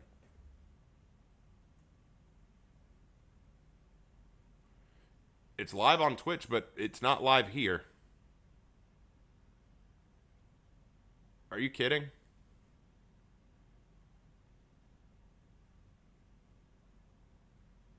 All right, let's hop over to Twitch then, I guess.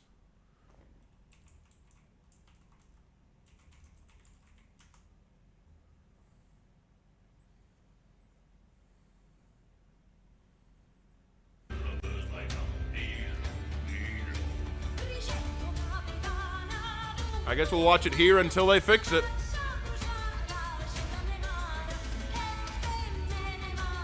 I'll keep checking YouTube, see if it fixes it. I love the music.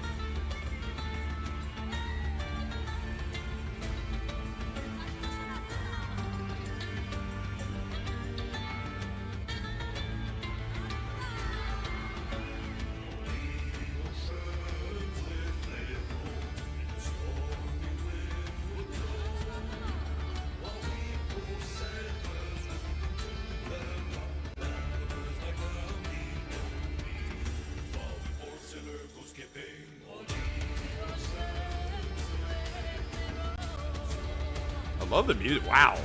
I love the addition of the woman singer.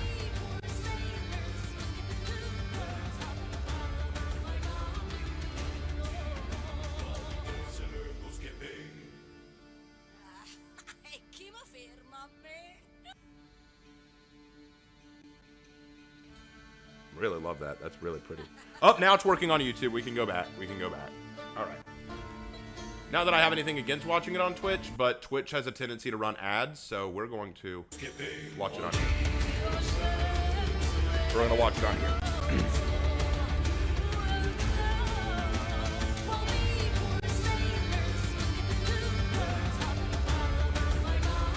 All right.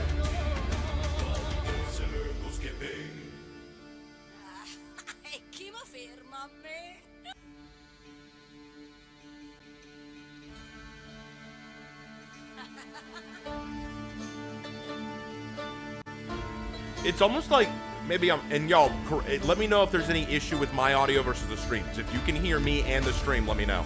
If you have trouble hearing me or the stream, let me know so I can fix it, okay?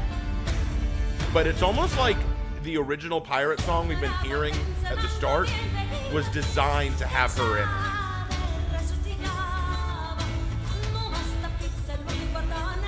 And the music sounds Italian. Am I wrong in thinking that she sounds Italian? She sounds Italian to me.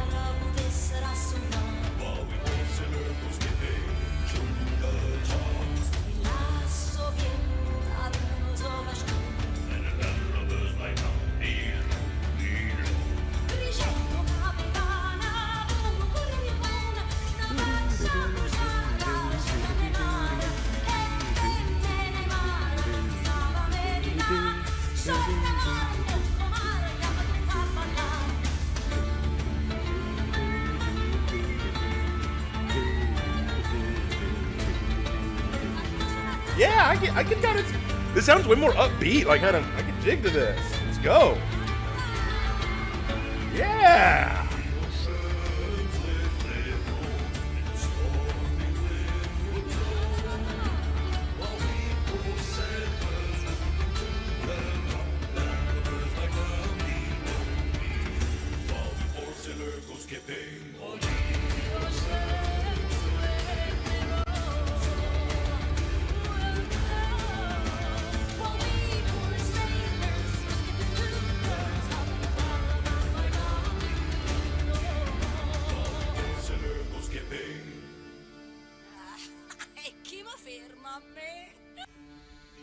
Dude, I really love this music.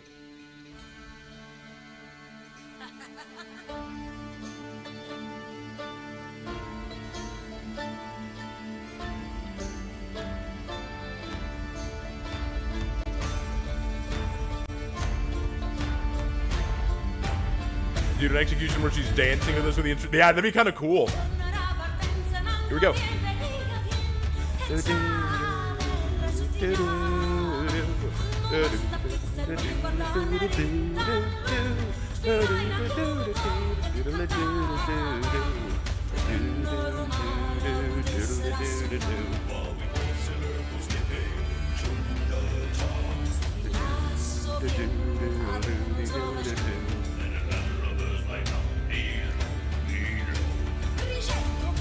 Dude, I love this! This is so cool!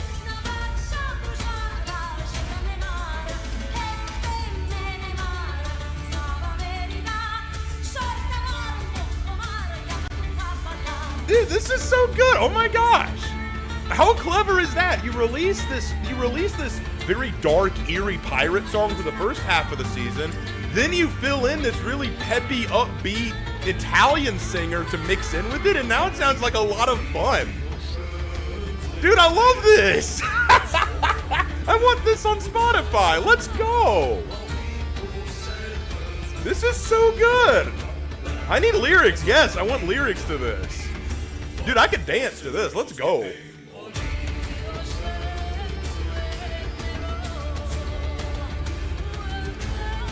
Yo, we are so close to 300 viewers. Hey, what's up, Machida Yuki?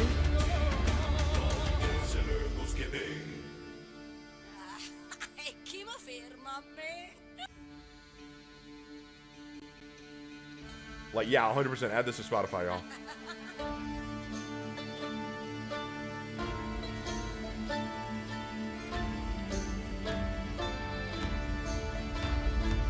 When you find the name of the song, Raven, send it on Discord. Yeah, if I find this song on its own, I'll send it to you guys.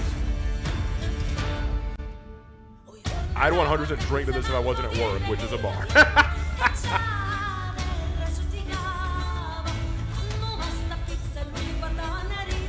If I remember correctly, that said she's going to be speaking Gaelic or... No, Captain Coleheart's the one who speaks Gaelic.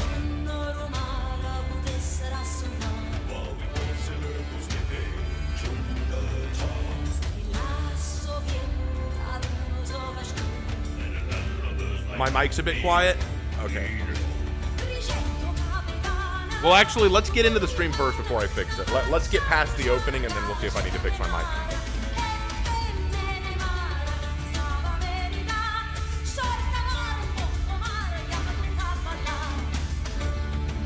I love the music, though. It's so good.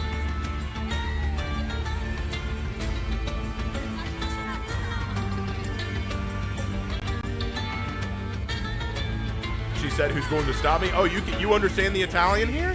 Nice.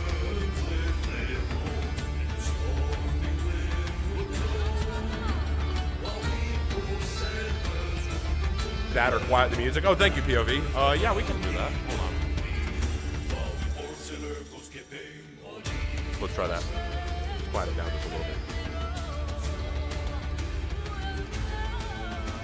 I love the music. And how are you doing, POV? We haven't talked in a little while. You good, man? I hope you are doing well.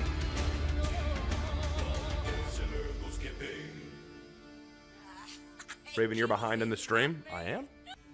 Oh, shoot, you're right, I am. There we go. That should fix it.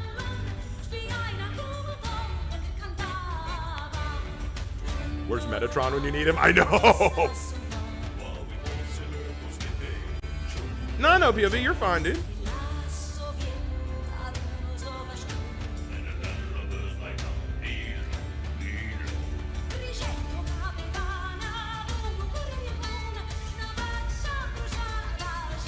All right, less than a minute, guys. Here we go.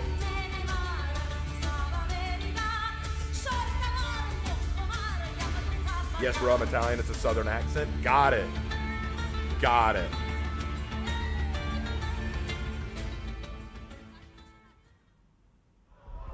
All right, here we go, guys. Forget what you've been told. A duel is simple. You can either be the best, or you can be everyone else. Heads, I win. Tails, you lose. Now, let's have some fun.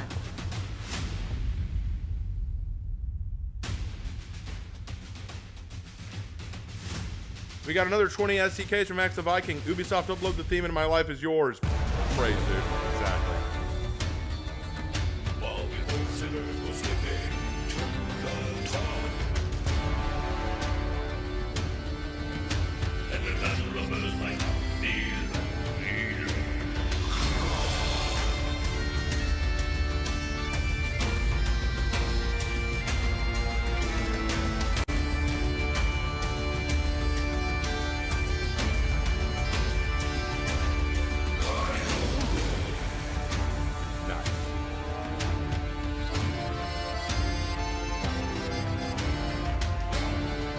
Alright, y'all, let me know if y'all need me to adjust any volume.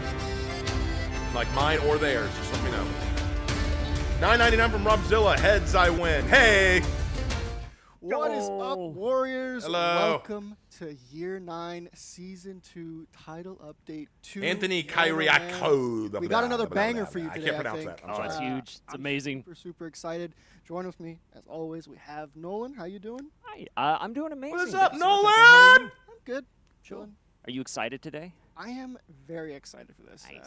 This is going to be a hype show. I know it's going to be Larry's amazing. official and folks fan at club. home, I want hope that you're shirt. excited Can too. I get And that if you're shirt, Larry's excited and you official wanna fan get the club? I'm a most fan of out Larry. This experience here is we got to remind you about these Twitch drops. So before we get any further, please make sure that you have linked your UB Connect ID to your Twitch ID, so that way for every 30 minutes you're with us today, you're going to get a scavenger crate.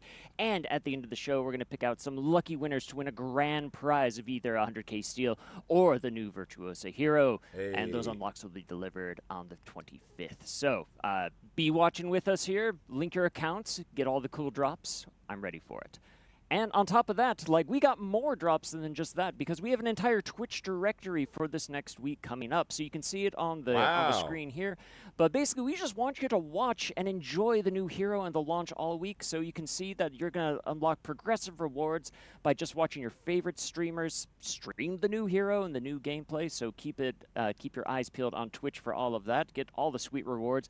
And streamers, we got you covered as well, because we're going to pick the top 10 streamers at the end of the week to get a grand prize of 100k steel. So make sure you're streaming all the great For Honor gameplay. Really? So if I stream on Twitch the next few days, I get some 100k steel? And get free rewards. Guys, I might be on Twitch. I might be on Twitch for a few days. I mean, great. It'll be good. Why don't we take a look at a little agenda for the show? What do we got? So, of course, we're going to be going over the new hero with some new faces today. Very excited. Won't Nice, spoil nice. anything, but we've got some new faces. We're going over the narrative. Of course, we'll do a gameplay deep dive.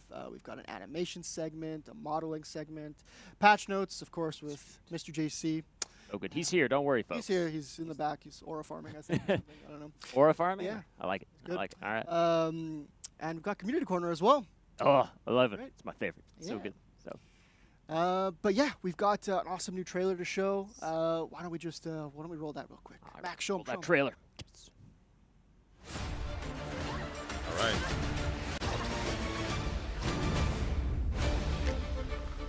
When the duel begins, my body and blade become one. Okay.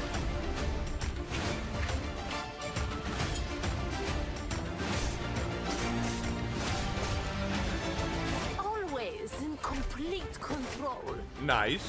I am the cat Whoa. that plays with the mouse. Aw, look at that little.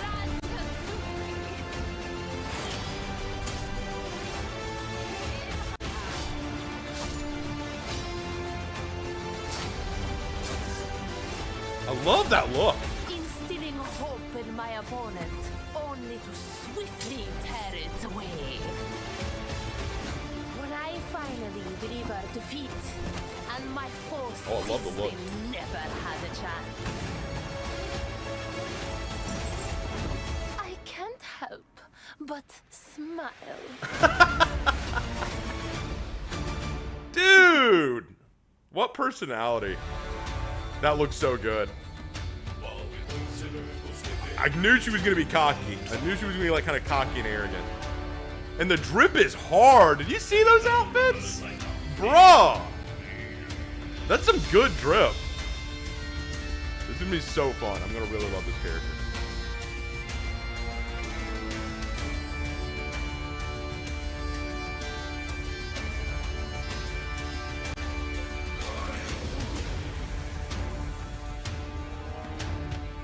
Dude, I love her. She's already awesome.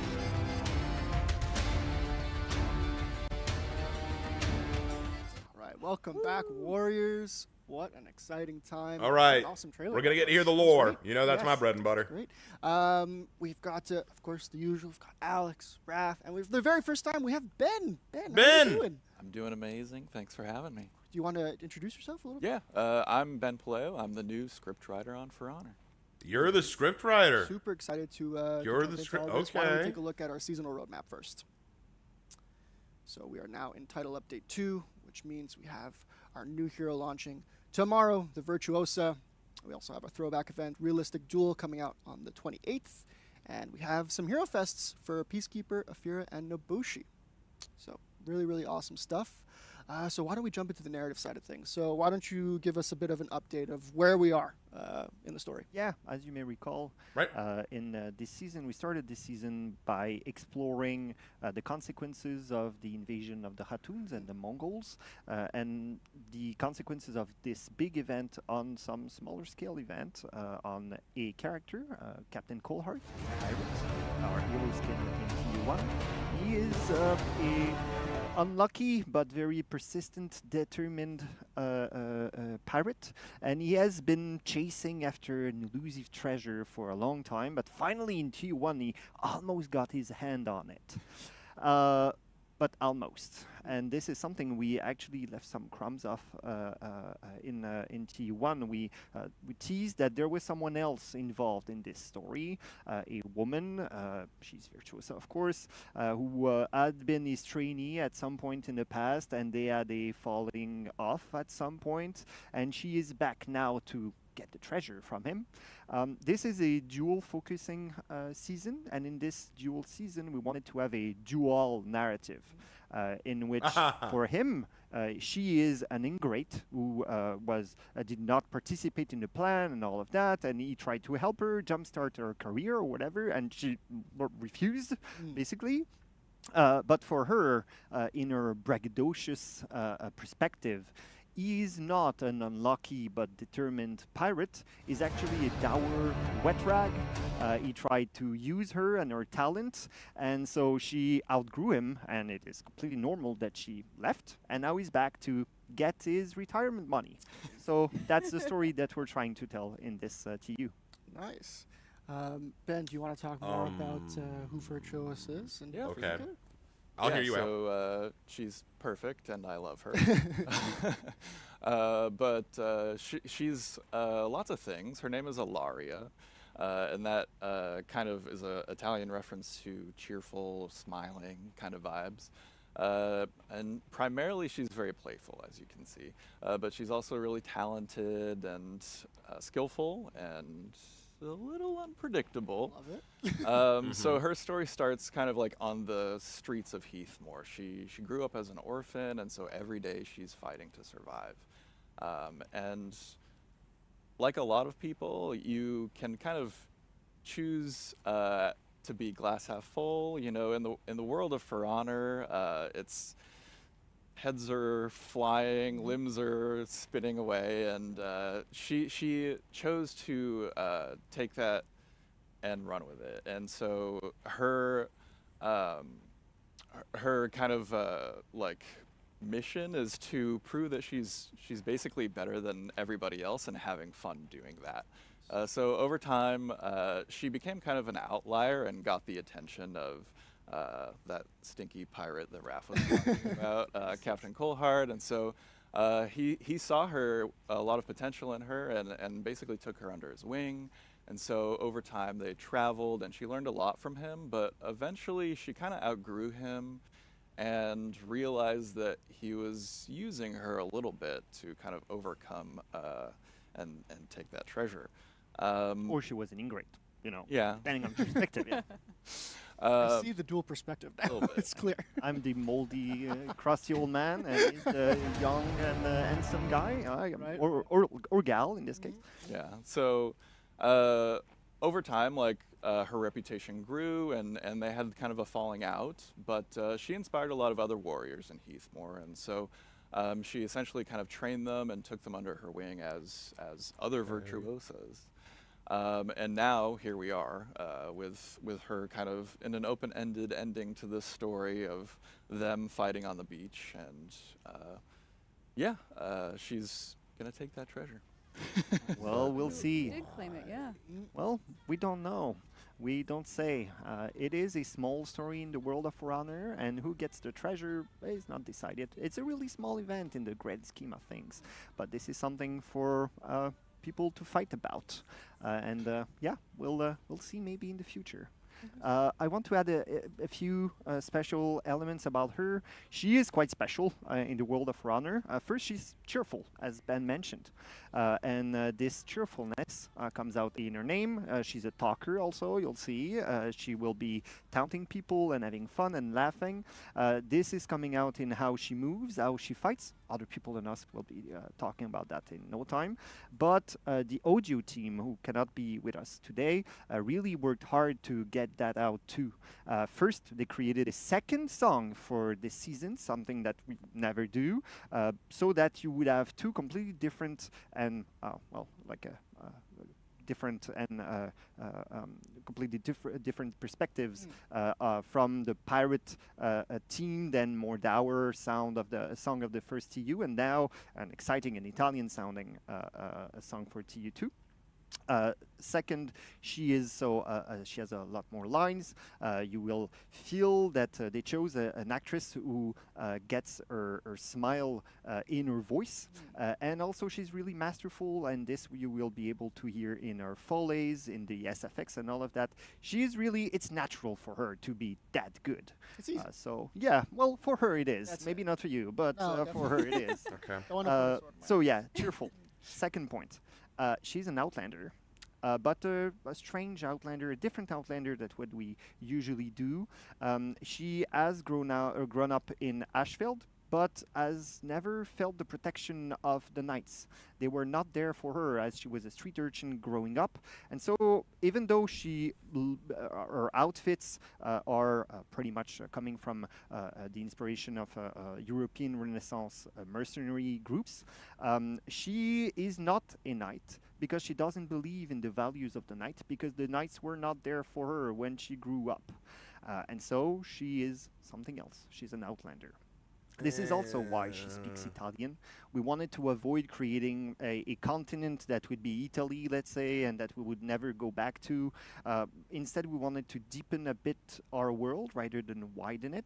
And so we wanted to have this idea that, maybe the knight elite, they learn Latin and they speak Latin, but people around them, maybe they don't learn this language, and maybe they speak a language that is an evolution of Latin, Italian.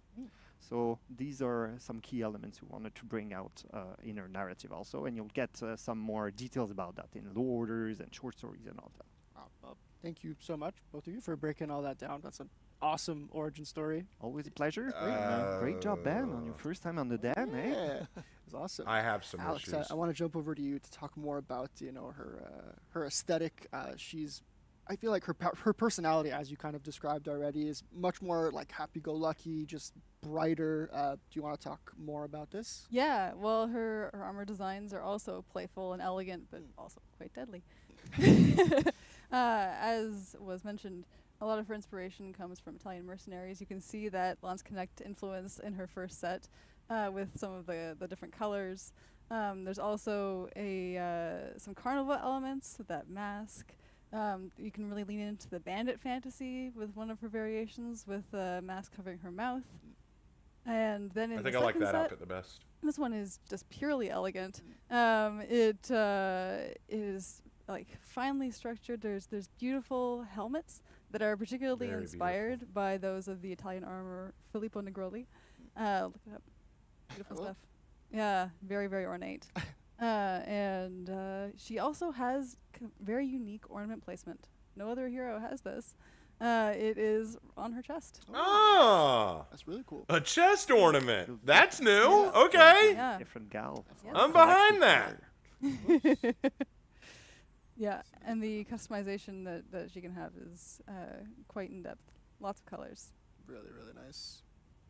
And even the hair change and all of that. I'm gonna ask, yeah, can Yeah, on can some we sets the change hair will Yeah, that looks great. Okay. That's such a good idea. Guess we'll see it here. And I think that the chest ornament is probably a really good idea with this because, you know, you can have an epaulette. Right. I think it's cool. Well, not an epaulette on the shoulder, Okay, we but could just go to it would that. be weird to put an ornament on the epaulette. So I think it makes a lot more sense to There put you it on go. Hey. Going to the hairstylist. the chest. Ooh. Nice. Okay.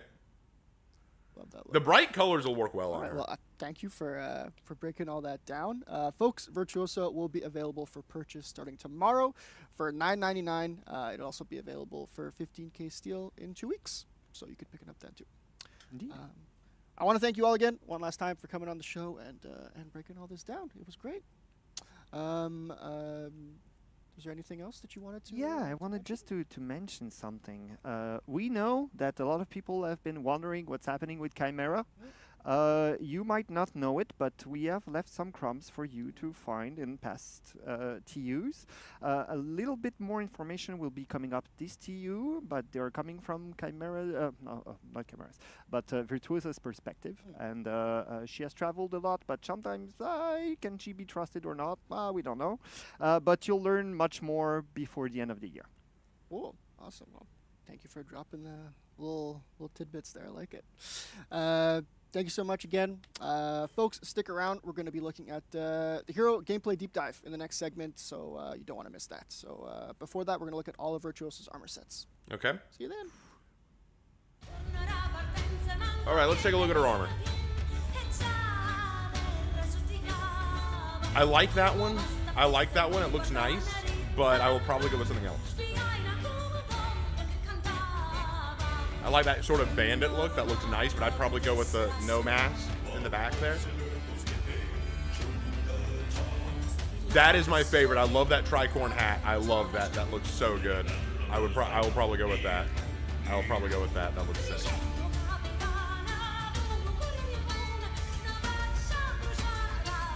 And I still love this music, guys. It's so good. Yeah, this music is great, right, Bucket? Now there's a good look. I really like that. Is that a cape or just a shoulder thing?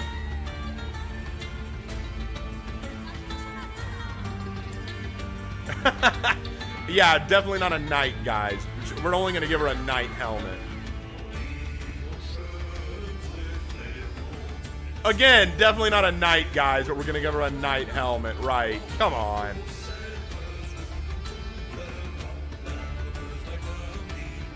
Yeah, these are some good armor sets, guys. Holy crap.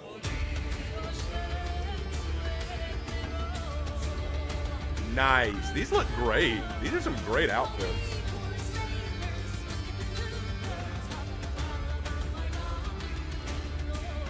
These look awesome, guys.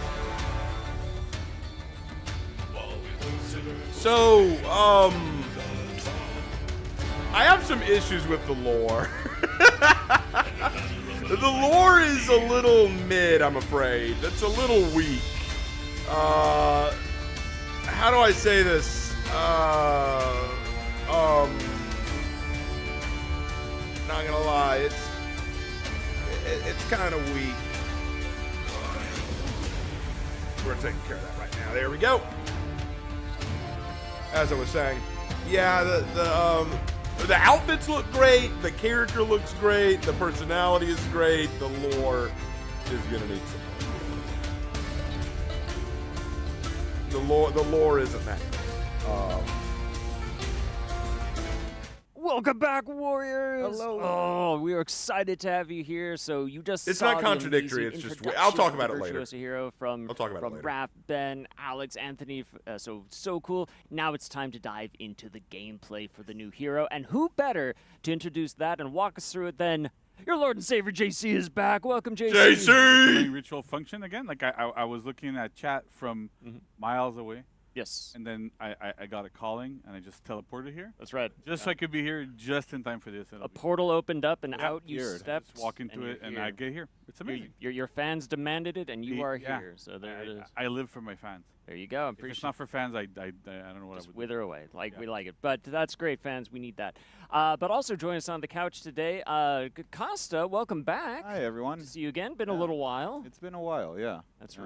right. And you are also one of the main game designers. I on am. I worked Virtuoso. on Virtuosa for quite a while, and I know her very personally. We went for some espresso together. Oh, nice. She's nice. delightful. Yeah, she, Delightful. she seems very delightful. I can't wait to show her off to the whole world now. So. Oh man, well that's exciting. She looks absolutely hype, incredible. So let's dive into it. Where should we All right, start? let's go. Well, I could go straight into gameplay, but first, could we just appreciate her a little? Like, look how great she looks.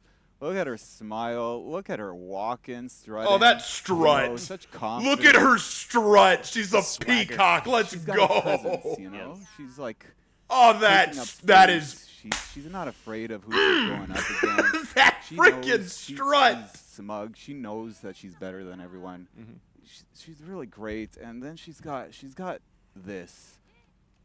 Oh, the emote spam. The best emote spam maybe in the game. It's- I don't know. It's been a while since I've seen one that competes like that. Yeah. I just wanted to show her off because this was really what we wanted to build the hero around. Just the emote spam of the talk to the hand. That's the thing, yeah. That's the only thing. So we're good now. We can close down the Yeah, stream. I'm gone. Bye. Bye, everybody. No, there's probably more. So Yeah. Okay, So okay. no. You- we I'm in wanted love her with the to strut have, at the like, very a least. skill And look at that booster, wink! She some fucking attitude, winked! something that gets She into her winked! opponent's head. You I've know? never seen a hero We wink. wanted her to look a little light on her feet. She has a little step in her run. You know, she looks very mobile. We also wanted her to come off as kind of like an effortless genius. She knows exactly what she's doing. She's not breaking a sweat when she goes and does what she does, which is kill people. But yeah, so just gonna frame it off like that at the beginning. Let's get into the gameplay. Okay, let's hear it. Let's hear it. sweet. So I'll Come start on. off with some openers, how you open up your opponents. We'll start off with a running bash attack. So this is a sprint bash. So as you can see, bam. Right? Nice little slap, yeah. She Just bitch slaps with Dude. the running. Feels strangely appropriate. Right? Like the attitude. Yeah, Her totally. running bash is a also bitch got, slap. Her running bash is a bash bitch there. slap. Hit with the hilt of this rapier over there. And then her zone attack is also a bash. All of her bashes, zone attack could also be feinted, by the way. All of her bashes open up to a free light. Okay. So that's really important because we'll get into why we did that exactly, but that's one thing to keep in mind. I'll go into the moves next. yeah. Just so she has an opener, like Light. a light. She has a heavy, pretty standard. Yeah. Yeah. There's no properties on or opener like Nothing. heavy, so No. you know. Just Okay, pretty so she basic doesn't have any stuff. properties. Got it. I'm not- Pretty I'm not basic. sure, though. I've I never would played expect her. no less. I've never seen this character. It's my first time. I don't So believe that's you. how it works. Yeah. JC has not seen it. I'm learning this for the first time. Did you notice anything a little weird? A about, little bit, but I don't know. What is this? Like, What's she she's like- doing? she doesn't even move. She just stands there and doesn't move. She stands Okay. there, but Looks she's, good, though. she's taking a different posture. Yeah. and, Okay. like what's every going on. time. Yeah. So that's what I want to get into. This hero is built around a new mechanic that we got for entering postures. We got 3 different postures on Virtuosa based on the direction that she hits. So if she hits from the top stance, she enters a posture like this. We're calling this the dueling posture. Okay. If she hits from the right side, she enters a posture that looks like this. We're calling this the guarded posture. And then from the left, this is called the swarm posture. All right. And what's the big deal about posture? Right. The next attack from the posture that you attacked in has added properties. So let me get Okay. more into that. each posture can lead into a light attack, a heavy attack, or a bash. Okay. The light attacks have a different property, the heavy attacks have different properties, and then bashes, they do different things, but then they bring you back to neutral out of... Yeah, so the lights and the heavies are infinite chains. They are, You can yeah. keep going You over can and keep over and over again. going... Yeah, but the bashes always send you back to neutral. Exactly, yeah. So let's start off with the dueling right. posture here. I'm with him so far. I'm in my dueling posture. I throw a light. It's a 400 ms light attack. Okay, I don't fast mind, light. I Got it. can't Yeah, you can. So 400 is like, Very, very fast. Very fast. Yeah. You could do this in any direction. Whatever direction you take, she'll enter the next posture. yeah. There. So essentially, it's when you're in a posture, right? So you're in the dual one. So the lights on all three directions are 400. But then if you don't stay top, if you go on a different side, they're going to get different properties because you will switch postures. That's right. Yeah. Yes. I get it now. Exactly. All right. Learning it at the same time. So then the heavy has a different property. Her heavies in the dueling posture are unblockable. Unblockable Okay. heavies. So basically, these tools are really good in a 1v1 scenario. If you're fighting another opponent 1v1, you like to be in the dueling pose. It gives you access to tools that are good for that pose. Okay. Let's go into the guarded. I want to see the bash though, Oh yes, you're right. Fascinating. Good point. Good point. right? Because I'm curious. Right. So bash, it's a little kick. A little kick, just kicks you in the face like that. But what's special about the kick is that it guarantees a light, so you Okay. can continue on Cool. chaining just by. But light, that's dual kick, pose. You said there were light. 2 more poses. Okay. Yeah, that's a scary kick. It is. It is. So now we'll go into the guarded pose, and when you enter pose, your lights are gonna have superior block, and your heavies are gonna give you hyper armor. So it's very good for if you're getting attacked by other people. You have tools to go against them. Yeah. Additionally, every attack, light and heavy, are swipe attacks from this posture, so you can hit external enemies as well. Her bash in this is it's a wide arc roundhouse kick like that. Oh, I'm It gonna al- do the watch- What a kick. It also wall splats as well, so you could. Let's show that. Yeah, sure. Let's do that. I want to get wall splatted. So then you get wall splatted. You get guaranteed heavy. heavy. Nice. Too dangerous. Yeah, it's pretty dangerous. And then finally the swarm. Swarm, think of this as the ganking posture. You can join your teammates to gank an enemy. So we enter the swarm. The light attack applies a bleed.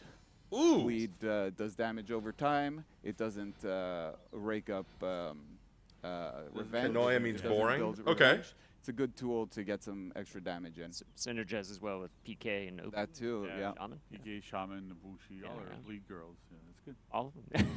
Good point. And then the heavies, they just do more raw damage. It's a 30 damage right there. Yeah. It's quite A bit of 30 damage Yeah, it heavy? is. Oh my lord. And then finally, her bash. It's not really a bash; it's a pinning move. Mhm. It's good for ganking because it keeps her opponents in. I place. heard it looks good. I want to see. Oh, Yeah, do it again, yeah, please. yeah. Do it again, please. I love it. Oh, because it threatens. The knife is right there. Yeah, and yeah, yeah. She just keeps. oh, that's you so know, she hits you cool. with her elbow and It's amazing. wants to keep fighting. It's amazing. It's amazing. Yeah. All right, okay. So that's kind of cool, right? So she gets all of these things. That's kind of interesting. So if I get it right, I want to make sure I understand, right? When I do an attack, depending on which direction my attack comes from, then I enter a posture, and each posture has a purpose.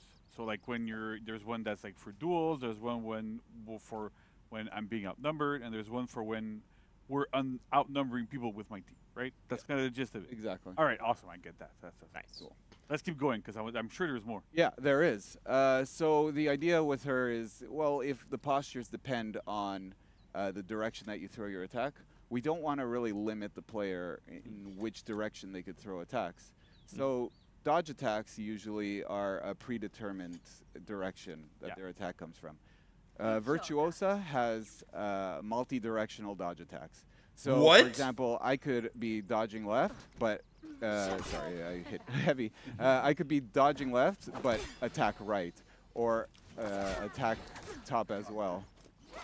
Okay, so then that kind of works, multi-directional. right? I kinda get it there, 'cause Omnidirectional then dodge also, attack. If you want to No, be able that's to not go gonna into dual drive pose, everyone you crazy you at have all. to side dodge and you have to dodge to the left.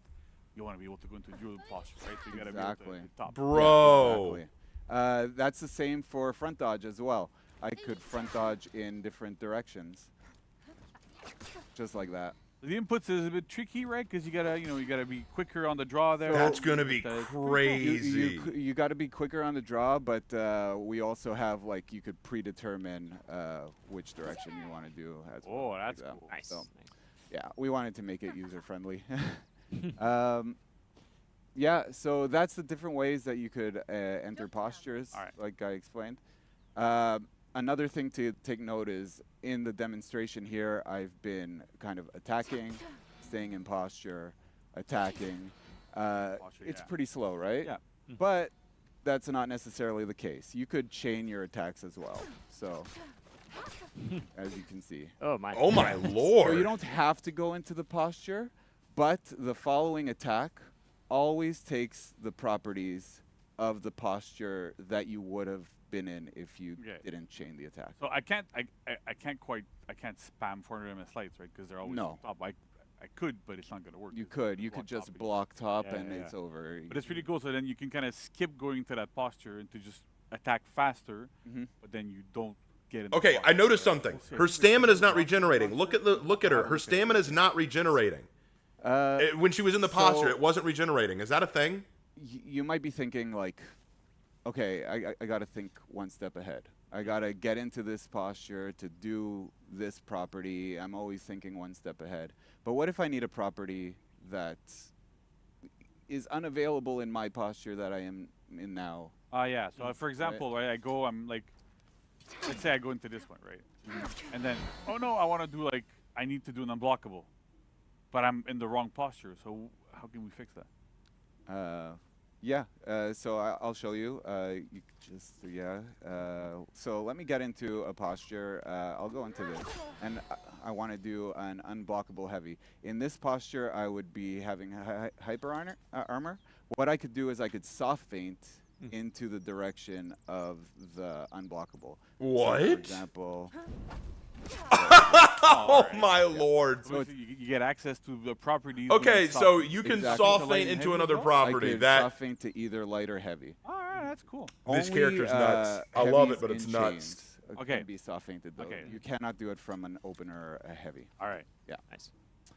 So That's pretty good, right? that's pretty cool. That's So a then- lot. Yeah, it's Yeah. a lot of stuff. That's a right? lot of stuff But to digest. then there, because look, I was sitting in the back earlier, right? Yeah. I wasn't really miles away. Right. Sitting in the back there. Don't ruin the fantasy. I mean, for you know, people. I'm sorry. It's okay, it's if I okay. ruined someone's day, I apologize. That's all right. But basically, I saw her in the trailer. I saw her doing something kind of weird where she would like move around and duck and weave. got- And stuff. So Got a little matrix. yeah. So I don't know how that works. So Thank you for the SEK 50, Reverend Norse. Here's the Very thing, right? So I'm in my posture. Yeah. And I cannot move. I'm stuck in place. You could see my guard. I don't have block on my guard. I mean, you don't have block right now. I look at you from my screen. Exactly. You're just there. Yeah. I am, in a way, kind of helpless. Maybe. Yeah, you're a sitting duck. Like you can't even block anything I'm gonna throw at you. Attack me. Whoa, Whoa. whoa. Attack me from a different direction. Okay, this is right. Whoa. Come here, blood dodging. Yeah, that's right. She's got on-the-spot dodge. We're calling Holy this shit! evade. The evasion! She just evaded the bash too. She evades bashes. She evades unblockable. And the best thing about it is, if we're fighting in a real scenario and you hit me, you try to swipe at me, and I sidestep, you're pretty vulnerable, right? Yeah. I could easily just attack you, right? Let me try this. Bam. Ah. A riposte attack. So you can counter everything I do while you're in this, right? Yeah, pretty much. Oh, Yeah. So, so the evade mechanic is super cool. It looks awesome. We're gonna get Tarek on, who's gonna explain like the mechanics of, like the technical bits of it. But we want you to know that this is not like she's not Saying unbeatable. I can't see the chat now, but I'm worried that about yeah. what we're probably So, seeing there. Let me so. explain a little bit, right? Because clearly, like, I'm joking around. I've been playing with this character for about a year. What? But essentially, like, so what's interesting here is that, like, she dodges. So because she dodges, any move actually that beats dodge will beat this. So guard break will beat this. You can get guard broken out of it. You can get undodgeable. She doesn't have undodgeables, but if she did, she would hit herself out of this, right? So the idea here is in this mode, she has like dodges literally everything that is dodgeable except for AoEs on the ground. But everything that's dodgeable, she can dodge, where it's thrown feats, whether it's attacks, whatever bashes, whatever you throw at her, she can auto-dodge them, counter them.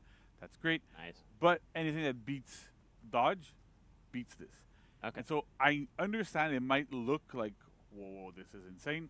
I can't see chat, but I'm assuming because I know. Okay, so what he's saying is but at the the same time, auto like, dodge you're still mechanic quite can be vulnerable, right? beaten There's a by lot of guard break undodgeables and guard break undodgeable beats this attack, so it's quite not easily. foolproof. The repose that you do as well is very, very peelable. So in group fights, you have to be careful, time it properly. Yeah, you can dodge a bunch of people, you can dodge a bunch of stuff, but at the same time, you have to be careful as to when you use it and then how you use what you can do out of it. Right. What's interesting is that it also dodges like trajectory. So if somebody's not locked onto you, throws a big unblockable to the side, if you're in a posture, we'll just dodge it. It's fine. It's great. Like you said, Tarek is going to come in later to kind of explain a little bit the tech behind it. Yeah. Because it's not the simplest thing, but it's super interesting because it's something really, really, really, really different. Gotcha. Again, we're trying to do like different things for heroes. So that's super cool. There, this feels pretty different. I'm not gonna lie. Pretty different. This is Actually, a very part of me different is very hero. excited to see like a potential like For Honor Mythbusters on all of this. I'm expecting that. I at some think point. what's going to happen is we're going to have a lot of people who really just rely on that evasion thing, and they're going to get caught a lot with guard breaks and undodgeables. Over there. All right. Yeah, so I could get into feats for Virtuosa. The first one is called Muscle Memory, and basically she activates the feat and she enters posture. It's whichever posture your guard is set into. So if your guard is set right, she'll enter an the automatic right posture enter. left, Cool. Left posture, top posture. It's a quick way to enter your posture. It's safe. You don't have to throw out an attack. You could hit it last second to avoid an oncoming attack. Hit it last second to avoid an oncoming attack.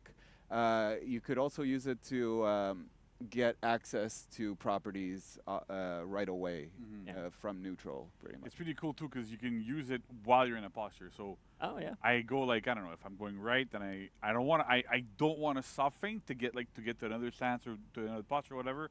You can just use your feet, switch really quickly. Works quite well in those situations. So it's quite unique. It's rare that we're able to have feats that have such a tight interaction with a part of the kit that is super essential to a hero, but at the same time kind of gives that kind of boost there. Yeah. But I'm super excited we're able to have that kind of feat in there because it's not like I help my team feat, or it's not I heal myself. It's just give yourself a bit more utility, especially in group fights. In duels, it would be useful, but not that useful. But when you're in a group fight and you need to have some quick thinking and like readjust on the fly, works quite well for this. Nice. Yep. And that's on a 30-second cooldown. The second feat is Artful Improvisation. So whenever Virtuosa enters posture, she will heal herself for 10 HP. This is on a 10-second cooldown. She's a self-healing hero. This Posture's does what not she work wants to when get you into, are and so coming she out can of heal for an 10 invade HP each time she goes into it? Only when you enter a posture. However you enter that posture, you can trigger that heal. Yeah. Damn. That's if you're almost too chaining strong. Attacks, Drop that you're to not 5 HP. entering the posture technically, so chain attacks will not trigger it as well. Okay. Nice. The third feat is called Superior Retort. And this is when you evade, you do a riposte. It applies a 30% armor debuff to the enemy. They'll take 30% more damage for 10 seconds. And this is on a 20-second cooldown. All right. Yeah. Nice. And finally, feat 4 is called Rejuvenating Spirit. This one's a very big one. It's a map-wide team heal. Oh, wow. It heals for 50 HP, and it also gives a damage reduction bonus to your team of 15% for 20 seconds. That's awesome. So this is a pretty big game-changing feat when That's your a team is busted fourth breaking feat. Yeah, and you really need to hold on. That's awesome. And also, like, Max, you want to roll that video again? There's something I want to bring people's attention to. Sure. You might not have noticed, even though there's been a bit of zooming on it. If you look at the widget on top of the screen, you can see that we can now see your allies' health bars. Nice. We'll talk about it a little bit more in the patch notes because it's a new feature that we implemented specifically because of Virtuosa. It's something that came up a lot during our play sessions where we're messing with that feed, trying things out, and then a lot of the comments that we got was, how do I know it's useful? How do I know I'm healing people that are like on the other side of the map? How do I know that like I should use it now because I don't know what their health status is? So we worked with our amazing UI team, and they added this little element that really, really helps Virtuosa specifically, but also everybody. Right, That's right. super awesome. We'll talk a bit more about it later. Yes, yes. But that's I wanted to bring it up because It's very I'm cool. sure people noticed it, and Yeah. so I don't want to leave them in the dark. Yeah, it's very cool. Super cool Yeah. addition. Yeah. Yeah. Nice.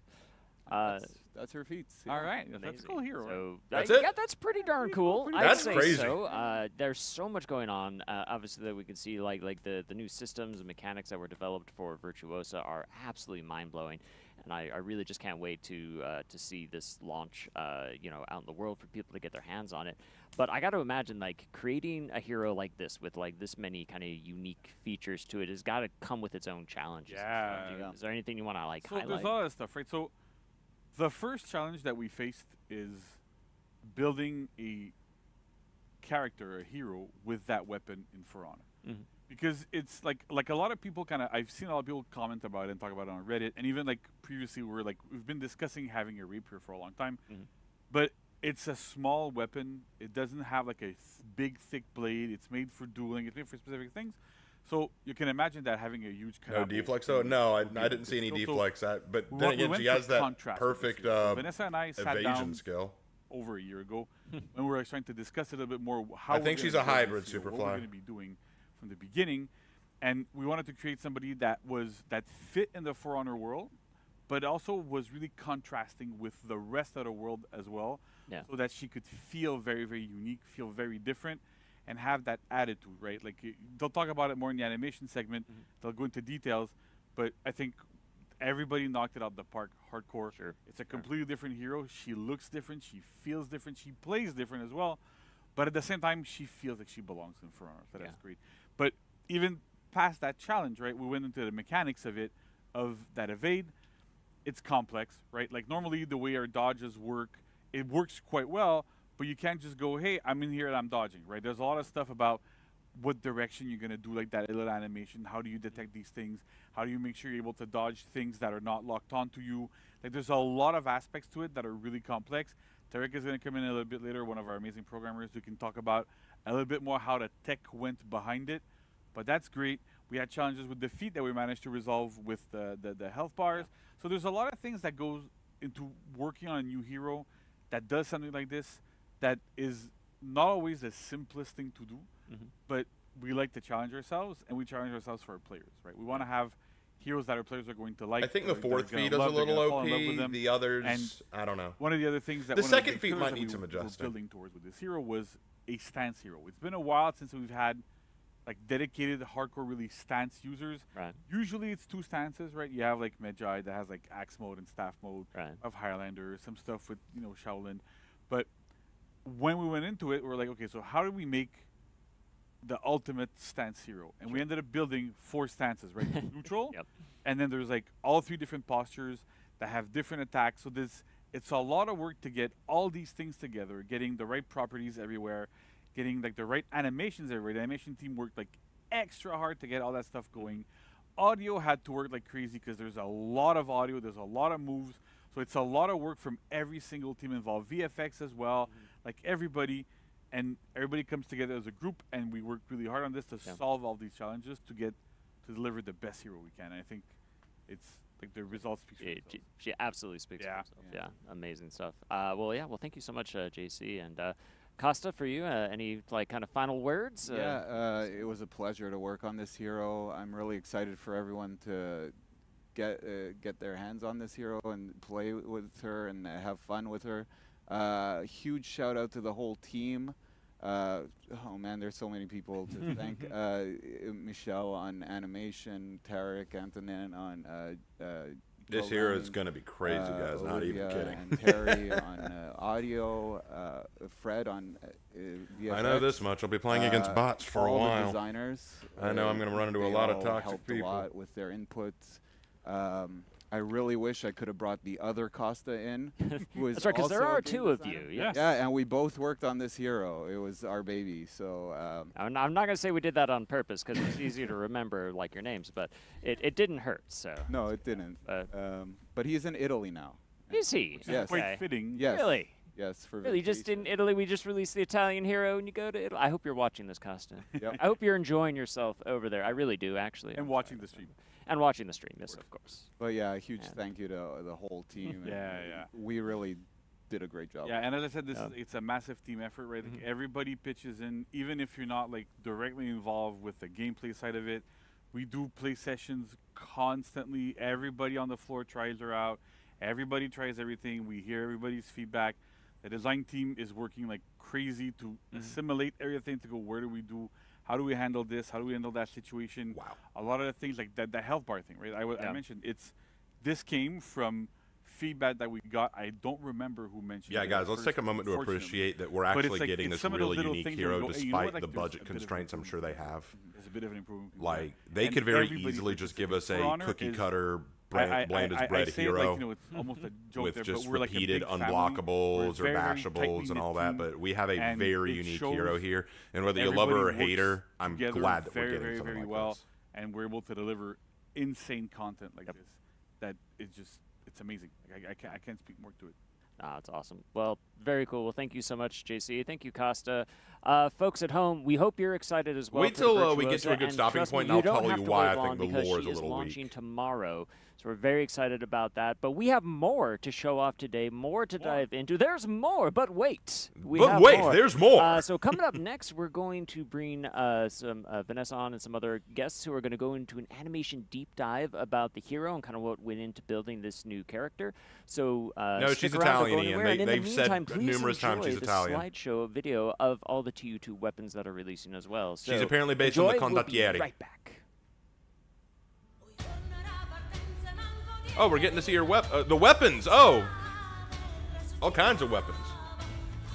But they look like pretty basic weapons. So, if y'all will permit me, I'm going to talk a little bit about the lore a little bit.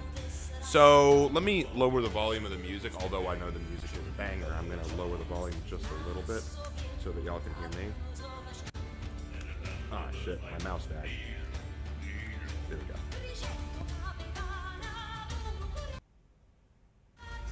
Let's over that just a little bit. Okay, so here's the thing about the lore.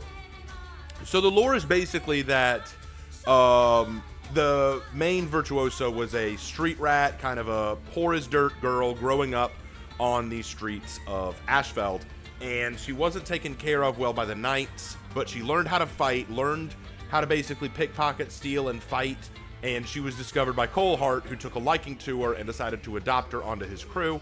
He trained her, he taught her, she grew under him, learned a lot from him, but she got the impression that he was using her for his gain, and he saw her as just kind of a arrogant upstart, so she decided to leave him and go start her own thing. And what happened was a lot of other women grew inspired by her and followed her and became virtuosas themselves. And now that she's done that, she's apparently back to steal the treasure that Coalheart's after right from under his nose, and they're having a duel. I have several problems with this. The first is, they said that she's not a knight because she feels like the knights didn't do her justice when she was on her own and in need. Like when she was suffering and struggling, the knights weren't there for her. I would like some explanation as to why that is, because historically speaking, she could have relied on the church. The church would have been able to give her what she needed in a medieval European setting, because you could have appealed to sanctuary, but that's not the point. Point is, how did Coalheart find her? He's a pirate. What was he doing in Ashfeld? 2, if she was a street rat off the streets, how did she get access to a rapier and learn to fight with that? And if she didn't, why did Coldheart see potential in her? Third, what did Coldheart teach her that made her grow up, and why did they have the falling out? But let's leave all that alone, because I've got a bigger question. Why does she want to steal his treasure? Why does she care about him getting this treasure? She's shown up to steal it right out from under his nose. Is it just to prove that she can? Is there more to the rivalry? Is there some kind of insult that we need to know about? Like, it's kind of weak, in my opinion. I think that's a very weak setup. Like, why does she care about Coldheart getting this treasure or not? I think it's kind of a weak motivation. I'm not against her coming to get it, but why? Like, you need a better motivation than that. Now, going back to the street rat thing, I don't mind her being a street rat. That's fine, because I think it's really cool that she has such a positive personality despite growing up in such a difficult time frame. But why did she blame the Knights for what she went through? Like, that I don't get. I think it would have been fine to make her an Ashfeldian. I think it would have been fine to make her a Knight. What they needed to do was make Griffin an Outlander and make her a Knight, because, I mean, she's speaking Italian anyway. It's close enough to Latin. They said that she speaks Italian because they wanted her to be likened to the Knights, but still have her own differentiation. I don't know. I feel like that's kind of a cop-out. I feel like that's a bit of a cop-out. But that's beside the point. Yeah, it's not bad lore. I'm not going to say it's bad. I think it's just a little lackluster. I think it could be better. I think that they could have done a little bit better with that. Honestly, I think it could have been a little bit stronger. Is it bad? No. I just think it could have been handled better.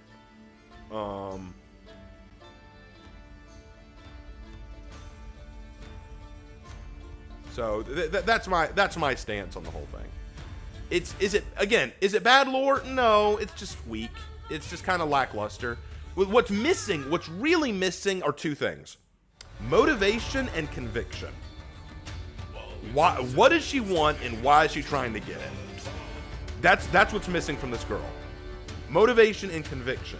What does she want, and why is she trying to get it? Now, you can make the argument that all she's trying to get is just a thrill. She just wants another good fight, another good thrill, another good, action-packed moment. Fine, okay, that's fair. But how is she getting it? Oh, we're back in, so Warriors. Let's up the volume. We are now here at the animation segment. We've got Vanessa, and for the very first time, we have Tarek. How are you doing? Good. Thanks so much for having me, really. Of course. Do you want to introduce yourself a little bit? Yeah, sure. Posso parlare in italiano se vuoi. Sono mezzo italiano e mezzo marocchino. Stop speaking pasta to me. Lavorato if you're gonna talk like you're Italian. A questo gioco per 4 anni adesso, 5 anni alla Ubisoft e 8 anni nell'industria. E questo chi è? We'll add subtitles later. I'll translate everything I said. I understood everything. I'll translate everything I said. So basically, thanks for having me. I've been on For Honor for like 4 years, 5 years at Ubisoft, and 8 years in the industry around. I've worked on Well, Magi, I'm glad you like the lore, Wolfson. I am Fira, so now happy for Virtuosa you. With, I am proud of you to no both end. Costas I'm and just Antonin, my other telling you my fellow thoughts. programmer. Shout out. Bots, game mode events, and a bunch of other stuff. Awesome. Well, I'm super excited to have you here. Your Italian was great. All All right, so Vanessa, why don't we just jump right into it?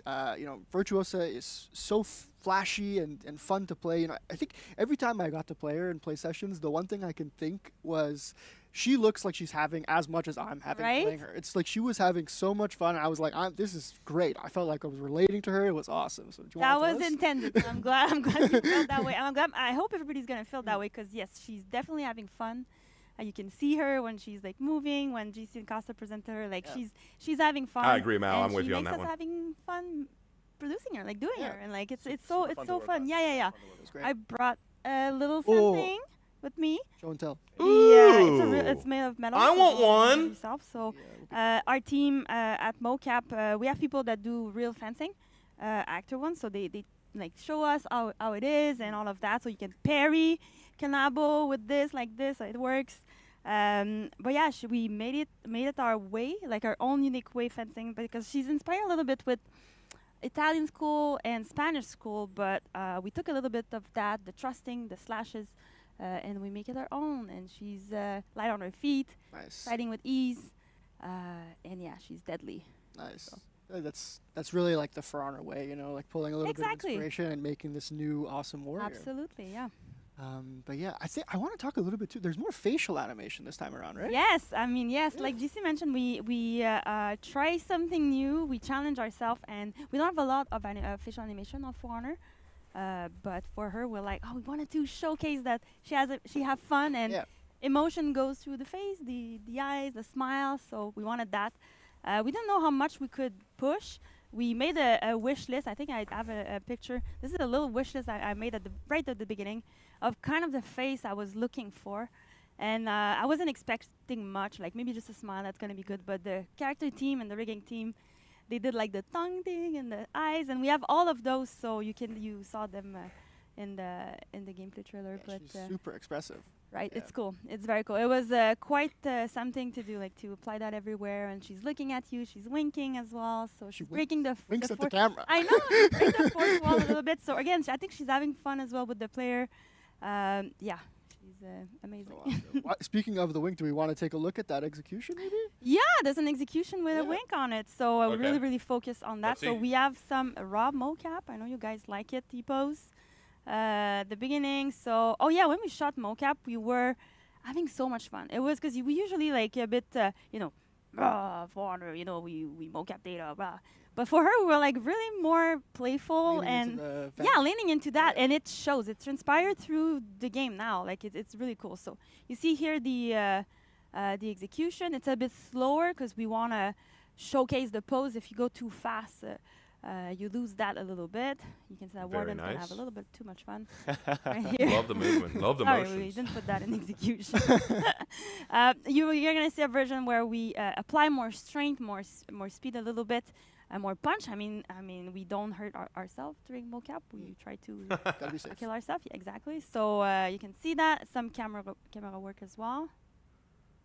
There we go. Do you want to give insight into the T-pose, why we have T-pose? Oh yeah. We're Yeah, T-posing. T-pose. I mean, it's a question that often comes up. Why do we do T-pose? Yeah. It's not for fun. It's not for the memes. It's Oh, for I the. wish. I know. I wish. It's for the. It's basically because we have, I think, 300 camera. I mean, we have a lot of cameras at the studio, at Mocap Studio, and you need to see everything. And we need a pose to when you start recording the take. You need a pose that is really obvious that it's not in Okay. game. So. So it's yeah. like the so start this and is end it's point, the I guess? start. Yeah. Cool. So yeah, that's what it is. I did not know that. Yeah, so the more you know.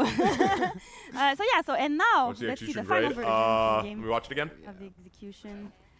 There's something quite unique with this one. I mean, there's two things. I mean, of course, the face here. Look at that. This is Efficiency's going to take a hit for fantastic. that. And there's two things. You can see that the opponent is pulling out a dagger. We see that often in the execution. that we do, Realism but I is think okay. It's one of the first time that we're doing Cool it. factor's definitely in a up there. unique, when we release a hero, it's the But first is time it that we have lethal? that. Where does she strike? But I'm lying. It's not really just the first time because we did it as well with could be. Pirate. Ooh. The previous Could be the execution we did heart. with Pirate is Oh, yeah. quite similar. It's a little bit similar. It's very much intended. Maybe she learned it from Yeah, I feel like this him. follows the narrative. Yeah, she so- picked up this one. Yeah, because he's evading but nonchalant. Like, he's like tired and like, oh no, I have to reload my gun, but she's really much like, she's having She's fun. She's perfected it. evading. Yeah. Of course, yeah. So it's a bit intended then at the end. So I really like that execution. If she Only hits her. the heart, that's lethal, Awesome. but that's an if. Thank you for breaking that I'm gonna down. I might give that a Um, 2 or 3 In the last for segment, we lethality. saw That's an her F. evade stances, and we were looking at the chat. People were blowing up about this. We want to know more about this. Are you able to talk more about this new tech that we made? Yeah, 100%. So it's totally new tech that we made for this hero. As you saw in the last segment, when the Virtuosa does an attack, she enters posture. And in this posture, which is not a new stance, it's the stances reflect the 3 ways that we could do an attack. This is a new posture. When she's in it, she evades her attacks. And this evade is really a block replacement. She won't block her attacks like other heroes do. It's kind of an in-between dodge and block at the same time, which creates like an on-spot dodge for us. And so we wanted to do something unique for this hero. We wanted to have her evade, but not evade in a general sense. We wanted to have her evade or dodge on spot these attacks by anticipating them and evading them elegantly and with style. He said the word elegant. So with that, we needed to feed some more. Yeah, they showed the armor essentially already. kind of make a new tech that we feed to the animation team that they use. But before that, let's talk about our trajectories and animations for the heroes in the game. If we take 2 heroes, for example, here we have the pirate. He's doing a right heavy, and then we have the Afira is doing a right heavy. You'll see it's 2 different animations or 2 different trajectories, which trigger a different animation on the evade. It's dynamic. It's dynamic, 100%. On the spot, we calculate the angles of the attacks that we receive, that the Virtuosa receives, and we make her play a different animation. And so that's also the tech that I want to speak to you guys about. And so I'm going to bring up some math. I'm sorry for that, guys. And Max, if you could put the picture up. So this is the unit circle. If you guys remember this from math class. Yeah, I'm sorry. I'm triggering anyone right now. So essentially, pretending I'm the Virtuosa, and Vanessa hits me with a left attack, which would be this one. Yeah, exactly. With the left attack, all of the attacks that the Virtuosa sees will happen on the right side of my unit circle. So everything from 0 to 90, and then 270 to 360, or 0 again. And then if same thing for the right attacks. All of this come from my left side of the unit circle. And then for top attacks, they all stay the same. And so using these measurements at runtime, like you said, it's dynamic. We calculate the angle of each attack that the Virtuosa receives, and we categorize them into different smaller buckets. So we'll see here if the trajectory of the attack that the attacker does on the Virtuosa is Max, could you put back the picture, please? Yes. So if the attack angle is is more towards the upper part of the unit circle on the left side, on the right side, it'll calculate it as a left high, then left mid, or left low. Really cool. And with this, we send over these new categorized attacks and with their angles to the animation team, and then they receive it and they say, hey, did I just receive a left mid attack? If yes, then play this specific animation. So that's how we were really able to push the boundaries, make it so that like I said, if it hits the heart or lung, it's a lethality of 4, but that's an if. I would need to see it a few times. I watch these over and over again. There was so much animation in this. Yeah. There's a lot of animation. Shout out to Michelle, the animator who worked with us on this. It's really good stuff. Yeah, it was like, because at first we had like the regular angle, but we knew we needed more with all the different trajectory and weapon type as well that we have. So it was a whole project, but we did it. It looks so great. It feels so good as well. Final Yeah. awesome. You feel really skilled. Yeah. Like you're like, oh my god, yeah, I've been there. It's really cool. Thank you for breaking all that down. Thank you. We also have some emotes that we could take a look at. We picked only 4. I think we're gonna showcase them after that segment. But so we have this one here. She's playing with weapon. I think people notice that she's sheeted when she's in navigation mode. So yes, that was fun to do. There you go. And of course, we started at the beginning. We call it the blah blah blah emote on the floor. Hey, that's a she's peacekeeper elegant. She's doing like some. She's so cool. She's great. So cool. This one, temper tantrum. Something that you should know. We do look at the spam capability of each emote that we do. Some of them they just don't end up being spammable, so we live with that. But when they are, or when there's potential, we make it happen. Like we really tied it up. We test them. We test the spam. Huh? We really do test the spam. And the big baby, I think it's the team favorite because. Michel was really inspiring us to be. So see, he's really like, I answered it correctly. There you go. So, so it's very like showing her the way that she's a bit younger. She has a shorter temper, maybe. So that was that. She's petulant. Her playful the word really, is petulant. Came out to the team when like working on her. It really like made us have fun working on her. Yeah, it's true. It was great, honestly. It was very different because She's so lively, honestly. Yeah. She was so fun to work on, honestly. Yeah, it was really cool. It was great. So I don't have your favorite emote, but we do have. I need to know where the kick-off is. I know where it is. We have it. We have it. Okay, good. You're gonna see it after, but yes, we had so much fun with her animation, and yes. Super cool. Well, I want to thank you both for coming on, breaking all this down. New tech is crazy. Animations are, as always, the animations look great. Folks, sit tight because after this we're going to be doing a deep dive into the modeling, something you don't want to miss. It's going to be awesome. But before that, we're going to be looking at a compilation of all her executions. So awesome. Enjoy. Bye. Grazie mille. Buonanotte. Whoa. Okay, looking at executions. Okay. Okay. Next. Ooh. Oh. Okay. And lastly, up this one.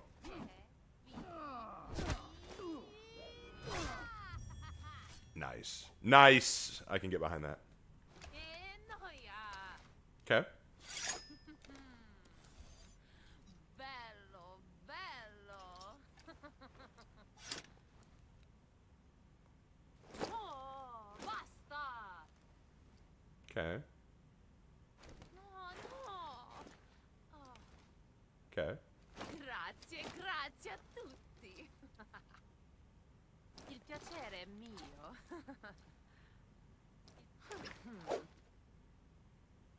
Vergogna. Ooh, the thumb. The thumb. Sta fermo. Perdente. Oh my god, the pinch fingers. I love it. I love that. Nice. Cool.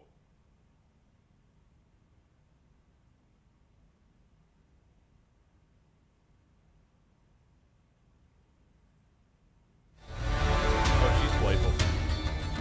She's playful.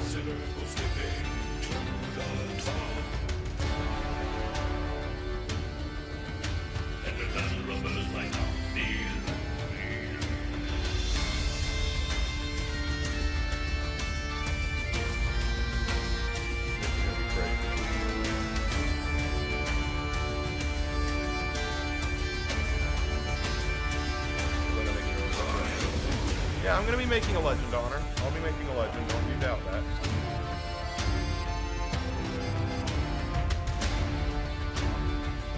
Spooky, what's up, bro? You feel like a brawler now, it's for whimsy, and I'm a whimsical guy. There you go. This year is gonna be crazy. I'm not even gonna lie. This year is gonna be nuts. Hey, welcome back. We're Sorry, doing the sorry. All right, we're back. No, welcome back, folks. Thank you so much for joining us. Today we are going to dive into a bit more of a deep dive into the modeling for this hero. So you've already seen a lot. You've seen the gameplay, all about the story, the emotes, the executions, so all this crazy stuff. But let's talk about this armor. It looks great, and who better to talk about that than Alex? Thank you for coming back. Hi. I know. So welcome back. I know it's been like 2 segments, but happy to have you back here. And we are also joined on the couch by a brand new person today, Farouk. Welcome. Farouk. Thank you very much, Nolan. What a name, Farouk. Well, how are you? How are you doing? That's a cool today? name, Farouk. Doing well. Yeah. Pretty well. I just want to say that, really Farouk. happy to be there with you guys. Want to say that in a fancy We're accent? happy to have you here too. Do you want to kind of like introduce yourself just to teasing. the audience? That's like cool what name, you do Farouk. for honor? Sure. My name is Farouk. It's my first time with you guys on the stream, but I'm in the team of For Honor for almost 5 years right now. So I worked on mostly every hero since Kyoshin. So yeah, cool. Kyoshin was my first one. Nice. You worked also on an Kyoshin. incredible hero too. So yeah, so you don't do know a if I lot of can the forgive you modeling for work and work with that with the team. So that's super good. So we're gonna look. okay, a your bit more name's into the awesome, deep so dive I'll on that. forgive So you, but do you want to take you're us on- through you're on kind of thin like ice with the me. process and the different stages of the creation Of process course. for these heroes? Good to Of have you, course. Spooky. So, Good to have you. The really first stage is the concept art. So it's the place where Oh, like, look at the art! the concept Oh my artists and the God! art directors take a lot of time to create like this visual identity. So That a lot looks- of that back and looks forth, choice. Oh my God, sketches, that a looks lot, so a lot good. of sketches to give us this final amazing concept at the end. So big shout out to Lily for this one. Really an amazing concept artist. Really a pleasure to work on his stuff every time. So thank you very much, Lily. Yeah, it's amazing how That she's is able so to translate awesome. Can we see personality more? into Is there more than this? visually. Sure. Yeah. Yeah, it looks really good. So that's very cool. So and then what kind of comes next after we have the concept art? When the concept is done and ready to send to the modeling team, so basically we start like really to do basic modeling. So we start to really focus on the shapes and the proportion. Is we can start like with primitive like form, like really a sphere, plane, everything. Every technique is good to start. So it's basic modeling to have like the proportion and shapes. Gotcha. Yes, and you consider this basic modeling. To me, this looks like incredible art. So, man, I hate to see something complex at this point. Goodness. Wow. Yeah, I can understand, but for us, it's like really like the base of the base to really start good. Gotcha. For the next stage. Yeah, humble brag. I get it. That's awesome. Well, very cool. Well, it looks awesome. And so, which set specifically did you work on for that? On this one, on Virtuosa, I work on the set 2. So this one, what we're seeing right now. And Sébastien Héroux-Lefebvre worked on the set 1. Nice. So this one, big shout out to you, Seb. Nice one. So yeah. Very cool. Looks very nice. Mostly looks very nice. Nice. And so then after that, like kind of what's the next step of the process after that? So for the next step, still on the blockout, we take the time really because, as you know, we have like a bunch of customization on the characters. So between the variation, you have like swap of body part and this kind of stuff. So we really take the time to no rush, be sure everything is working. So with the rigging team, the design team, we speak a lot to be sure everything is on point, to go to the next stage, the iris stage, to be sure everything is a good base to start. Ooh. Well, it's really complex and then you throw in the too, textures and it because looks the even pieces have better. to have the same poly count to be Yeah, able to I love the yeah, sure. I love the textures on the helmet stuff. and the band braces. Those look really good. We have like poly count for the character, so we have like a limitless poly count. So basically, when you swap like an arm with the other Although arm, I don't know how we you'd have be able to keep see the from underneath same that poly helmet. I count don't know how you do that. because we cannot exceed. Okay, so even if they look different shapes. yeah, even Yeah, if they're drastically different. They have Yeah, to- sometimes it's a big challenge, but we love to do that. So. Yeah, nice. Well, that's really incredible just to see like the variations and again not just for Fencer but for like all our heroes like have to go through Thank that. you. So that must take a lot of time and effort. So it's really cool. Thank you very much. Nice. And then so kind of like what comes after that? So after that will be the iris. So the eye resolution stage, my favorite one. Love to do that. Nice. It's the place where you put your creativity. So at this point, I'm working mostly like with iteration because I don't want to go too far, too much detailing first. So what I do first of all is like mostly working with the folds, refine the blockout, so really give her more this like high-res render. After that, I'm jumping on the ornaments, trim, stitches, really more detailing the character. And after that, it will be mostly like materials. So working the leather, working the metal, really give her this feeling of realistic metal and leather. And when everything is done and we are happy with the result, but I'm starting to scratch everything. So Yeah. give like big slice of Again, I love scratch, the engravings. damage That and all looks really this kind good. of stuff. So yeah, it's mostly what we do Very in the other Renaissance. stage. Yeah, You know what it I'm gives it a saying. really like lived-in Look at the feel. tassels, You know, too. like this is taking place in this realistic world in this setting. Here. Exact. Yeah, like it's Exact. been through battles. It's been through all that. Exactly. We are like we are on the field with her. So yeah, that's a pretty much part. And on this set specifically, you spend a ton of time on the helmet too, right? Yeah, spin a lot on the helmet. Because on this one we don't really see the face. It's really a long helmet, so I give her like a kind of vibe of bird face. Ah, okay. You know, you cannot, you don't see it at the first time, but when you see it, is done. You cannot. She looks like she's wearing a not see helmet it from anymore. Assassin's Creed Yeah. 2 But and yeah. Brotherhood. That's cool. Yeah, so there's like just a lot of intention in there. Some hidden, some. Yeah, sometimes we try to do. material. Yeah, sure. Nice. Well, really cool. Well, thank you so much for talking about all that and showing us all just that process and the step by step. It's super interesting just pleasure. to see like everything that goes on from concept art stage to like what finally ends up in game. So amazing work. So thank you for sharing. Thank you very much. Cool. Yeah. Do you have any shout outs? Anything you want to? Sure. First of all, big shout out to the art team. So, bunch of really talented and creative people. So, merci beaucoup à l'équipe. And of course, big shout out to all the foreigner family. A bunch of really passionate people. Yeah. So one love. Merci beaucoup à l'équipe aussi. And and of course, big shout out to the players. Of course. Thank you to still here with us, like real warriors. So respect. Nice. Respect. Awesome. Thank you so much, Faruk, too. A pleasure. Nice.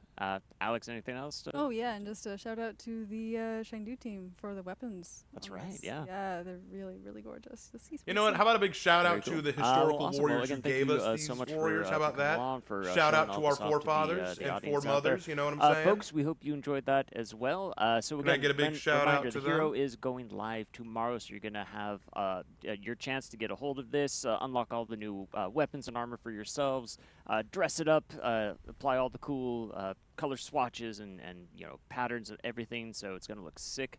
But we have more, so Countess we are of going to go over Montecristo. patch notes right Ooh, after this. good So don't tie-in, go anywhere. Aaron. I might need to We're make gonna a be right Countess back of after Montecristo. we roll this cool video of all of Virtuoso's weapons. So keep an eye out for that, and we'll be right back. All right, let's see Virtuoso's weapons. I want to see this. Okay, classic. Again, classic. Nice. Okay, getting into our basket. No.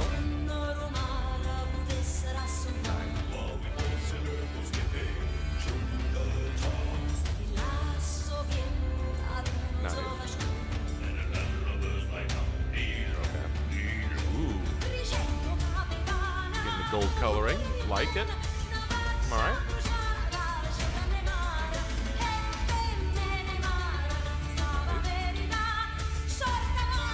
Okay. Ooh, I like the red one there. I like that one. I like that blue. Good. Ooh, flowery one. Very flowery. Okay. Okay. Ooh, that green one might be my favorite. That green one might be my favorite. That was really sick. Okay, good start.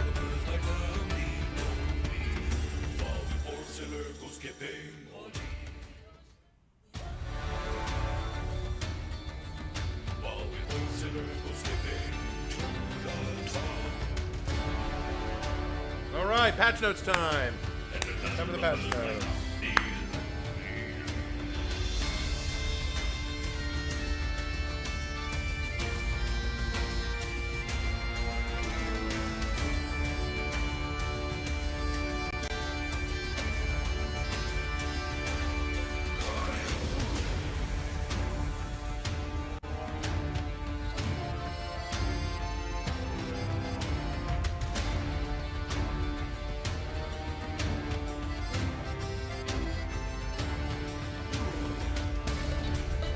Please keep stam changes. I hope that they change a little bit. Like, there are some characters that need the stam damage guy.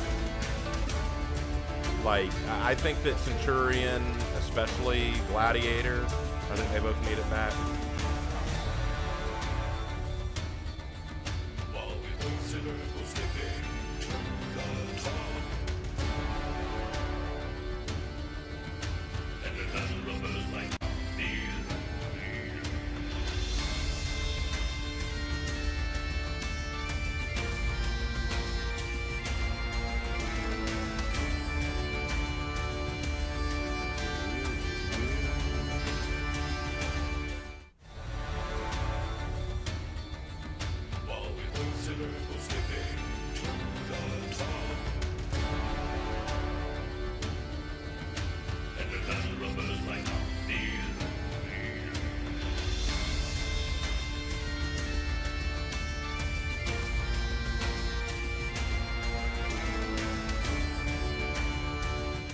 Welcome back, Warriors! Yo, Jason! we're Just back. teleported back here. You did! I knew you could do it! I See, knew that's- it! That's power of the mind. There it is, there it is. Love it.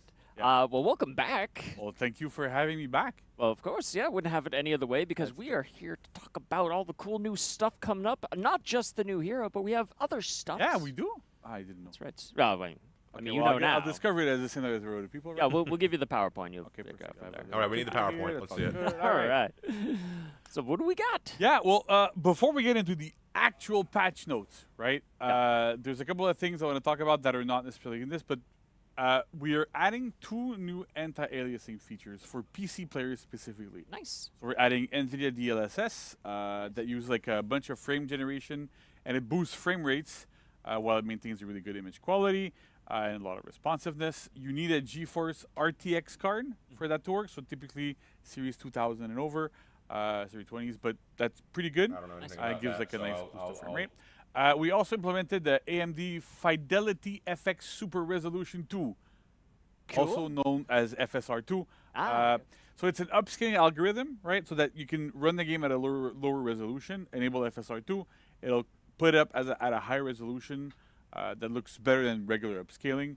So that's great. Also, like lets you get a bit more frame rates if you don't have like a fancier graphics card. So Okay. basically, for anybody that has a supported GPU, you can navigate to the graphic options and you'll be able to turn them on as you wish. So that's awesome. Super good. All right. And then All right. another thing, we can go back to the patch notes now. Yes. All right. So another thing that we talked about a little bit during the Virtuoso reveal, right, which is the quality of life improvement for the health bar of allies on screen. So as I mentioned, you can now turn these on or off, and there's like 3 little options, right? You can have allies only, so it's everybody but yourself that you see their health bars because you see yourself on screen already. There you go. But you can also put it at the full team, so it's the entire team, and you can turn it off if you don't want to see them for whatever reason. But this is really good. Like, not only is it good for Virtuoso, but it's good for everybody, right? It gives more information about the state of your team. Super good to have, and it's like really interesting to kind of give a bit more of that visibility to go, you know Yeah, what? I think that's a My good friend there change. is I in would- I trouble. agree I with can this. try to go help them. Before we only had the flashing on the icon. So now with this, it's a little bit different, but it does something really awesome. Yeah, it's, All right. it's super cool. I'm excited. Yeah. For this, So next up, slide with not a lot of text, but a lot of talkie. a lot of talkie. Anti-gank Part 1. Whoa. So All right. it's Part 1 because there's going to be more coming in the future. But to just discuss what anti-gank is and how it kind of works, I'll go over like the ground rules, right? So Okay. right now in the game, if you play right now, not tomorrow, right now, Today. right? If I throw an attack at you, Mhm. and you go into what we call a hit stun state, right? So you're in a hit stun.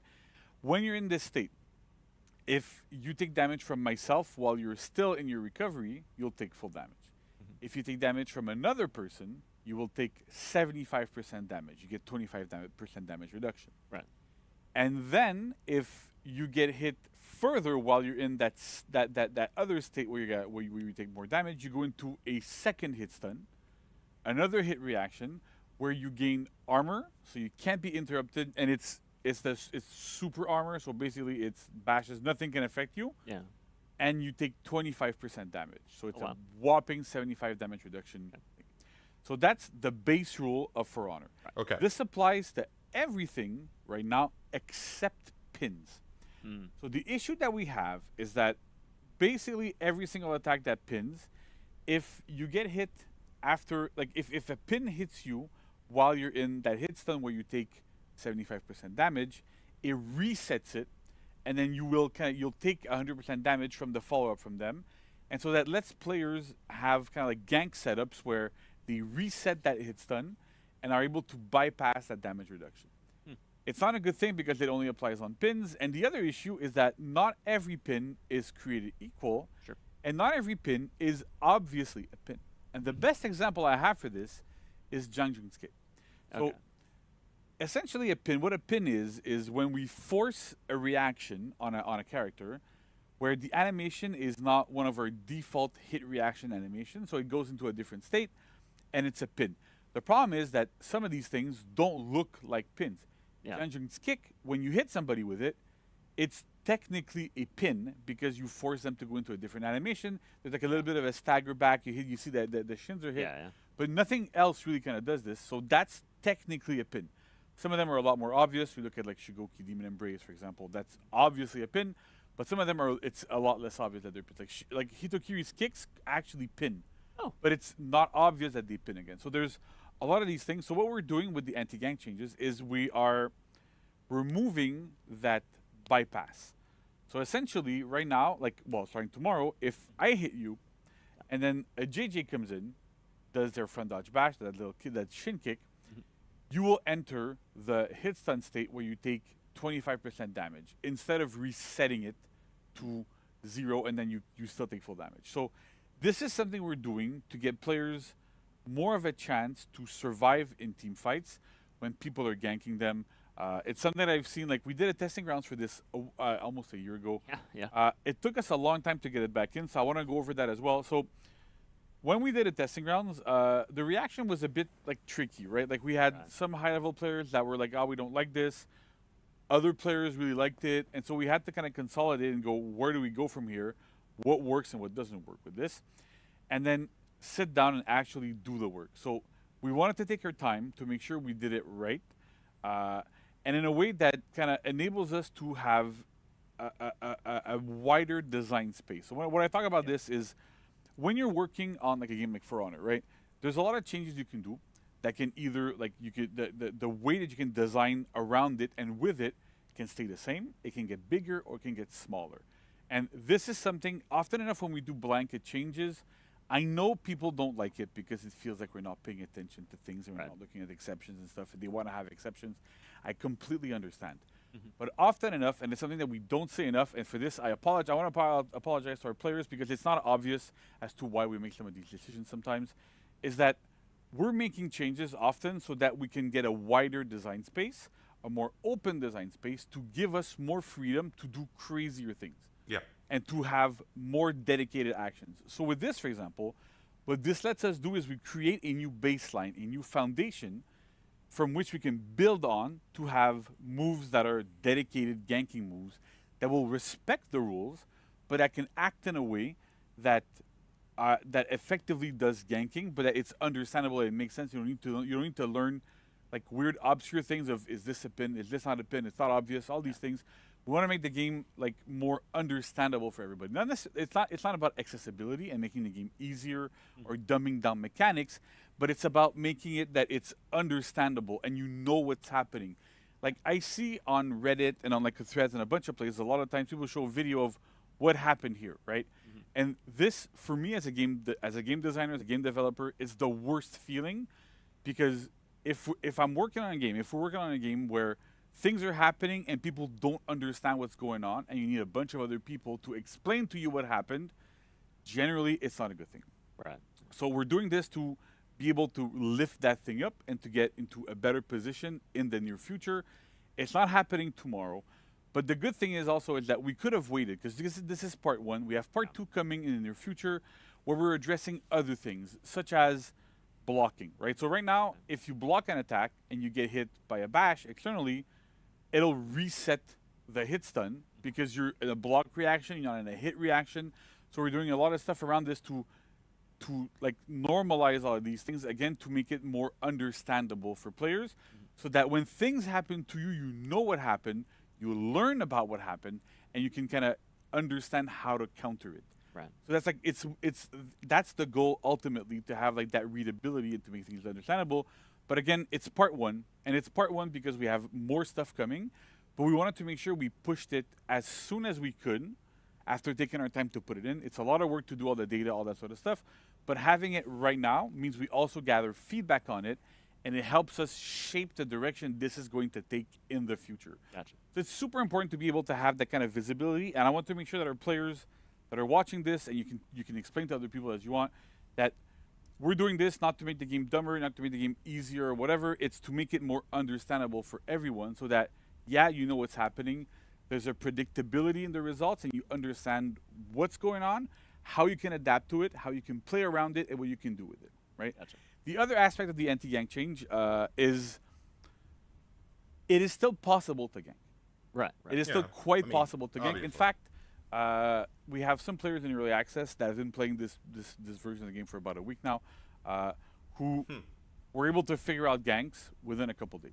I won't name names, but you can probably guess what it is. I can guess who if figured you it know out within that first. time. I can guess who Basically, figured it out. It's still possible. It's just a lot more timing dependent.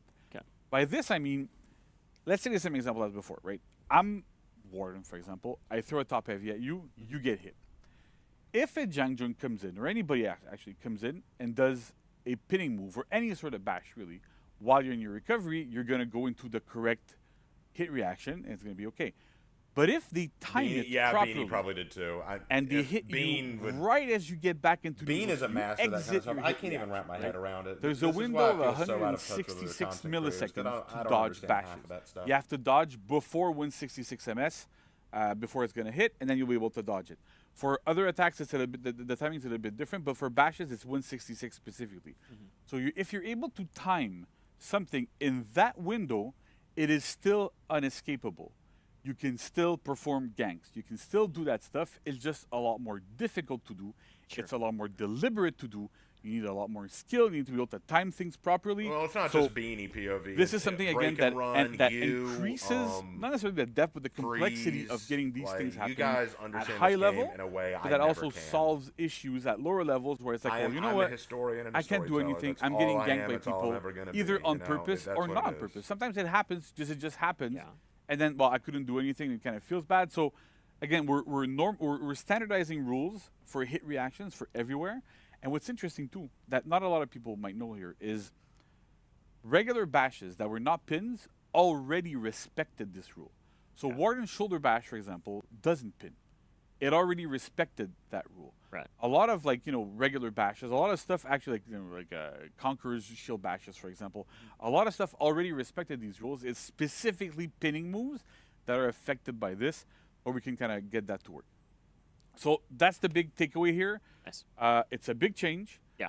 We are still working on it because there's still aspects that we need to tweak out, but play with it, give us your feedback, and then we'll also be able to communicate more in the future as to where we're taking ganking, how we're adjusting it, what kind of moves can we build around this. It's a work in progress. It's something that we're building towards, but it's really exciting for me because it's, again, sometimes it just, you look at it and you go, it's a blanket change. But then when you can understand why we're doing things and the reasoning behind it, then I think it makes everybody happier.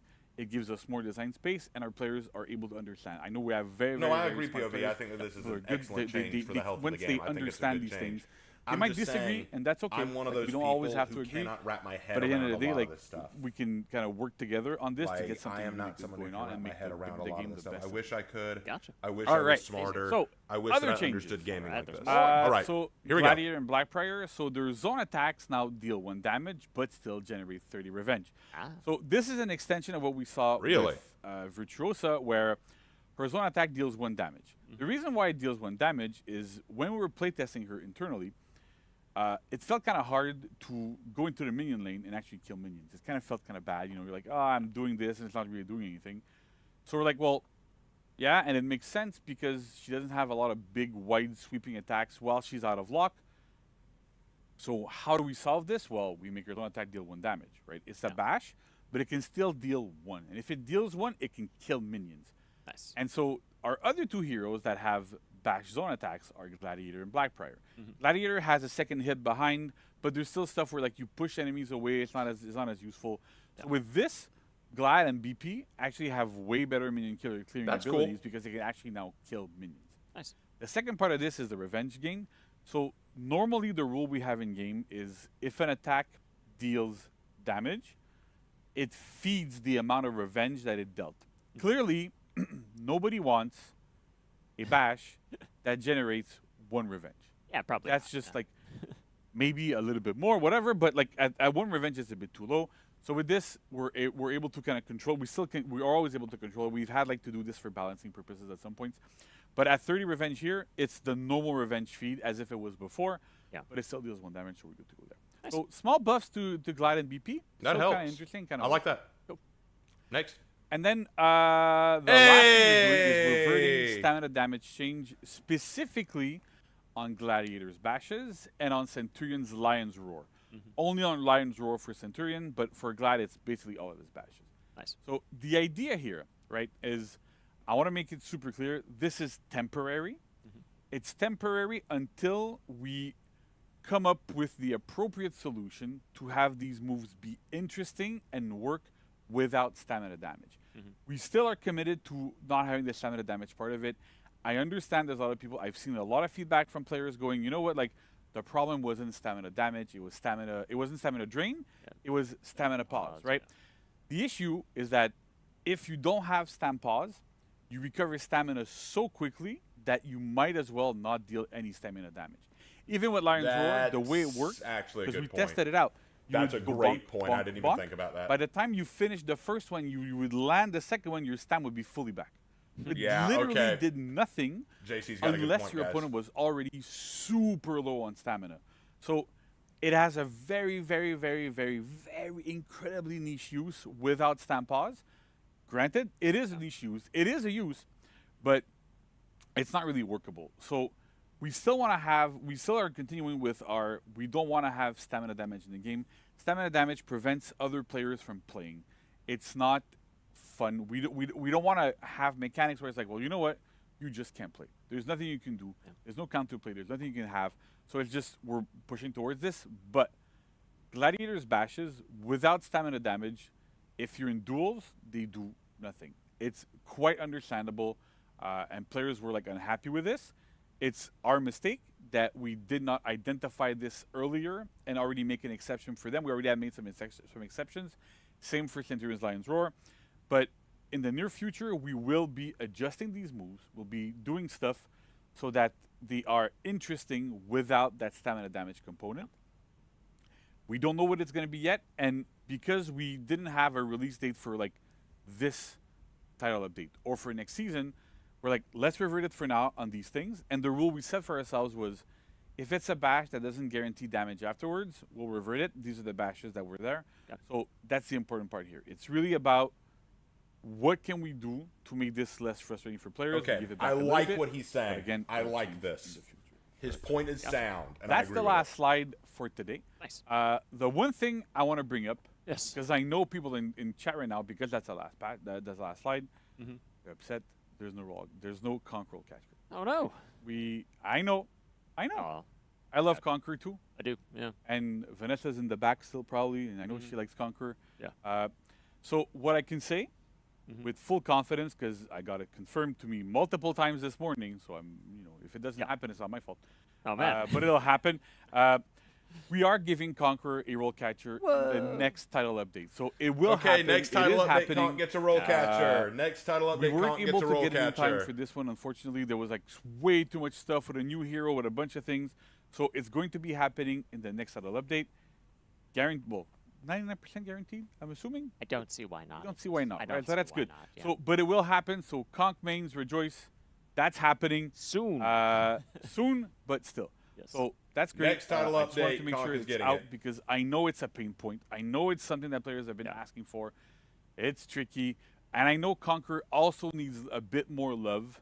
We know past this, but it's a band-aid that can at least resolve some of those issues. So that's good. Perfect. And so the last thing I want to say is I want to give a big thank you to everybody on the dev team, all of our players. We're doing this for you, and I hope that even though sometimes you might agree, not agree, disagree, whatever, that like we are passionate about what we do. I think that kind of shows in whenever I'm here.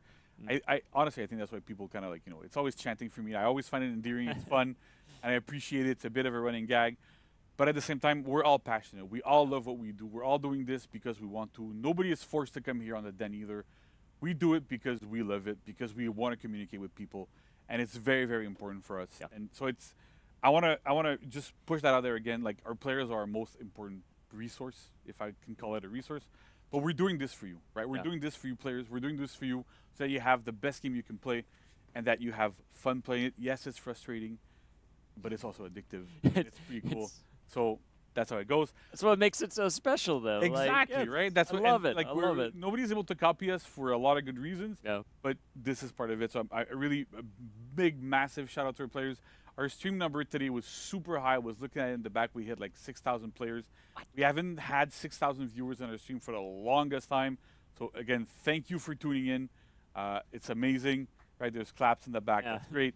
But really, thank you. And then just a very special thanks to our early access players. The anti-gank change actually had a massive bug on Shaman that the players in our early access discovered very, very, very quickly. They communicated it to us very shortly, and Noel, our amazing designer, was able to fix it in record time. And so we're able to fix that issue before it got live. See, I'm that's why I super always excited. say It was to like you a big guys, bug with early our bike that was access kind of really stuff bad, but helps. we're able That's why I to don't fix like it leaks. with their help. So I want to give a big shout out to them because without them, some of these things don't really get caught. It's unfortunate, but they're invaluable to us, and so really they're doing a lot of work. We have players in the office these days because we're doing a lot of workshops for stuff. But really, thank you to them. I know they're watching, and it's great. I'm really happy. Yeah, we're super happy to have you guys, and we're really happy to have all of our players participate. Super cool. Well, thank you so much, Awesome. JC. Thank Appreciate you. all of that. Warriors, we thank you as well. So don't go anywhere, though, because coming up next, we have the Community Corner with a lot of fun stuff and content of the week. So don't go anywhere. We'll be right back.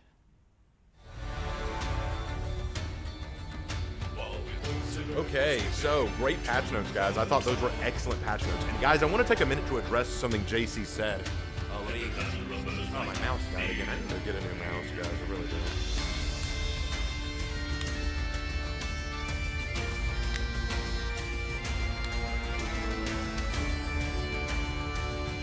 Fuck this.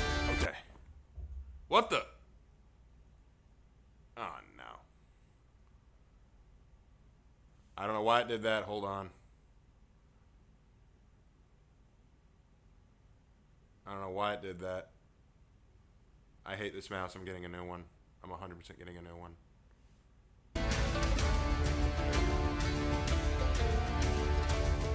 As I was saying, what JC said was really important, guys. What JC said was incredibly important. He wants to take... Oh, whoa, hold on. Time that out. $99.99 from Chris. Love your vids, Ravenite. Hoping to see graded execution soon for the upcoming Hero Fest. Yeah, when the Hero Fest happen, I will grade them. Thank you so much for the $99.99. Thank you so much, man. Love it. Appreciate that, dude. Thank you so, so much. But what I was saying was, what JC said was important. What they wanted to do is they took away the stamina damage because to them it felt like when you damage the opponent's stamina, it prevents them from doing anything. Basically, if you have a bunch of characters who can drain your stamina and take it away from you and pause it, basically you're prevented from doing anything except just taking damage. And when people said, no, it wasn't the stamina damage, it was the stamina pause, JC made another good point. Without the stamina pause, stamina damage doesn't mean anything. Because by the time you finish damaging the stamina and you get out of that animation, they've gained their stamina back. So it really doesn't do anything for you.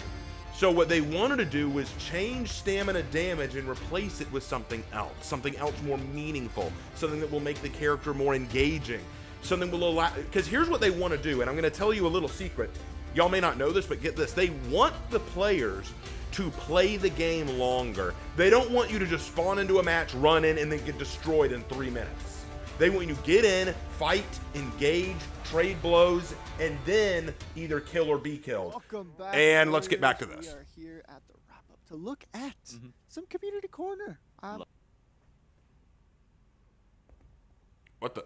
I did not mute but you. Before we dive Frickin' into mouse. that, we wanted to kind of go over everything we announced during the show today because it was a lot. We understand it's a lot to process, a lot to digest. So, Anthony, what do we got? Let's jump into it. So, of course, we have our new hero, Virtuosa, coming out tomorrow for $9.99 and 15K steal 2 weeks from now. We've got some Hero Fest coming for Peacekeeper, Afira. Ooh, the Bushi. ladies are all getting their executions. Balance Okay, Patch, of course. ladies. We have Realistic Duel coming August 28th, September 4th. And we have our competitive circuit starting soon. Woo! Still some space, so grab some buddies, go sign up. It's going to be awesome. And yeah, we also with have Dominion too, right? Yeah, exactly. It's starting with Dominion. Awesome. It'll move into 2v2 and then culminate into 1v1. I'm very excited for this. I love our competitive circuit. It's going to be great. So good. But yeah, and there's a circuit calendar. Yeah, see it there. Thanks, Max. Screenshot that. It's fine. So we also have some content of the week coming your way, folks. So first up, available for all heroes starting tomorrow, we have Virtuoso's Poise Elite outfit. It's very, very flashy. Ooh, I like the green and yellow. For everybody for 7K steel. Very pretty. So that's very, very fun. Nice. We like that. We also have, for a limited time from July 24th to August 14th, the Mythic outfit Summer of Cool. And there's nothing cooler than The those pixel shades. You that just bastards, pop you do down know what and you make you did. look like the coolest dude on the battlefield. So get that. Thank you for the available $10, limited time. Opecula. It's very fun. On top of that, too, during the same time period, we have limited time execution called Honor Fulfilled. So in honor of our new our new hero and the dueling season, we thought, what better way to execute an opponent than by slapping them in the face with a glove? So, you know, got Only logical thing. it I love really it. is. What a We good had to do it. So, execution. we also got some really fun retrofits coming your way too. A bunch of signatures. Hey! Everywhere from Thoughtful Gesture to My Neon Heart to the Catwalk Glam to the Cabaret Splash. It's all being retrofit for everybody who is missing it, including the Virtuosa. So a lot of these are going to go great with her, including this one, which, again, like, it just fits. Sometimes it just works. So that is awesome. And this as well. And a nice, wonderful bow to the folks at home. So that's great. On top of that, following the next week from July 31st through August 14th, again, time limited, we have an emote as well, Honor Demands. So where does that glove come from? Right here. So challenge your opponents to a duel, and then make sure you use the execution afterwards to continue to smack them with a glove, because that's very, very important that we do that. On top of that, folks, starting tomorrow, we have a new arcade quest coming back. Paragons and Sovereigns, the quest will be available for everybody, so go check it out. That's great. And we have an event order for the next week called Virtuosa's Brilliance. So be the faction with the most duel matches won, and play Virtuosa, because why not? That'll be cool. Why not? Yeah, and we also have a summer sale. That's right. The last day is, when's the last day? Oh my gosh. Is today the Today's last day? What? Oh man, don't let cop this some stuff. Don't let this pass you by. It's a summer sale. It's like up to 30% discount on emotes, ornaments, all the fun things there. So do not miss it, folks. Like, you got today, so get on it. It's great. And on top of that, we also have an XP Fest coming up from August 7th to August 14th. So get double the XP at the end of every match and on all completed orders and contracts. There is no better time to hop in and play than right now. And also Virtuosa tomorrow. Perfect. Just for the bit, yeah. Okay. Nice. There's a lot. I'm Yes, sorry. That was Okay. a lot. That is a That was lot. Thank you for that, though. That's You're great. welcome. Thank you. Yeah. Great. That's not all. We officially can move on to the community corner segment with Yes. Jet and Josh. All right. Community corner. So, Wait. What is? the whole time? Where did we come from? Hi. What? This whole they were just time? here. I can't believe he killed me on my first Warriors What 10 segment. Well, I'm happy you're here. Same. We're both very happy to be here. I have a sword. This is pretty fire. That's where it went. Now we know. Take him home with me.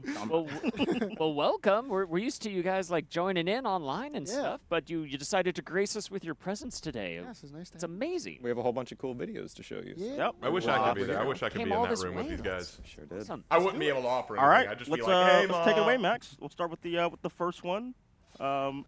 This one is from Comfortable Icy. Now, obviously, everyone that plays for Honor, you have to watch out for where you're at in your environment, because sometimes there are things that are going to hurt you and hurt you badly. Like that. Yeah. That's such a good placement. You can't even see it. Perfect. Beautiful. And then we also have some amazing For Honor posters by Trendy Meodia. I apologize if I'm mispronouncing your name. The second one that's on here is my absolute favorite.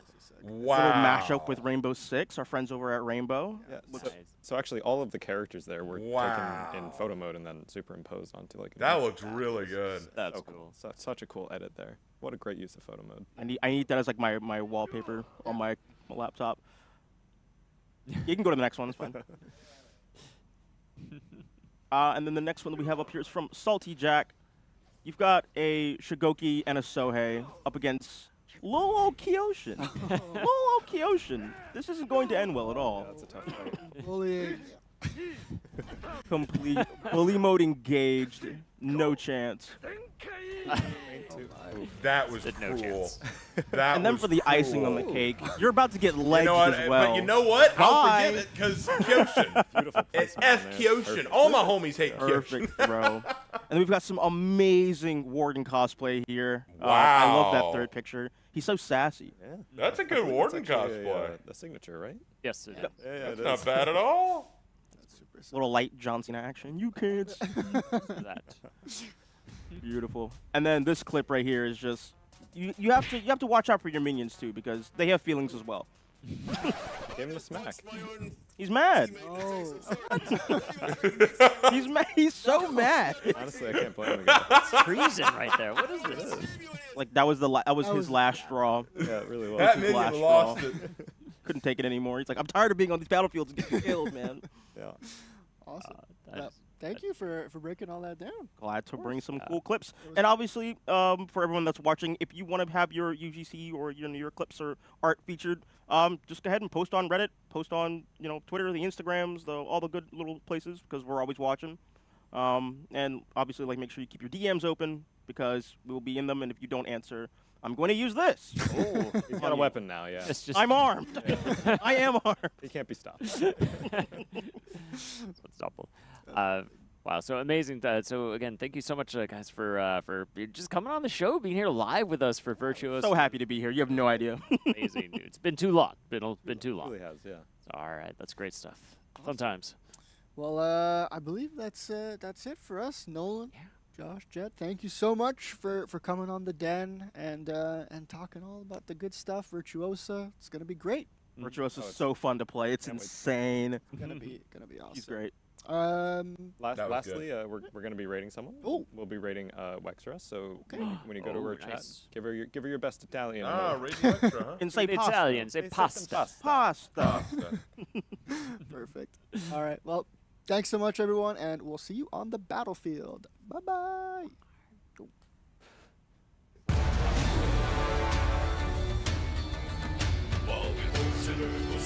All right, that is up. That is up. All right, let's pull out of that. Okay, and let's hop back over to this. Beautiful. All right, so a few things that I want to say, and then we'll call it because I'm worn out. That was a lot.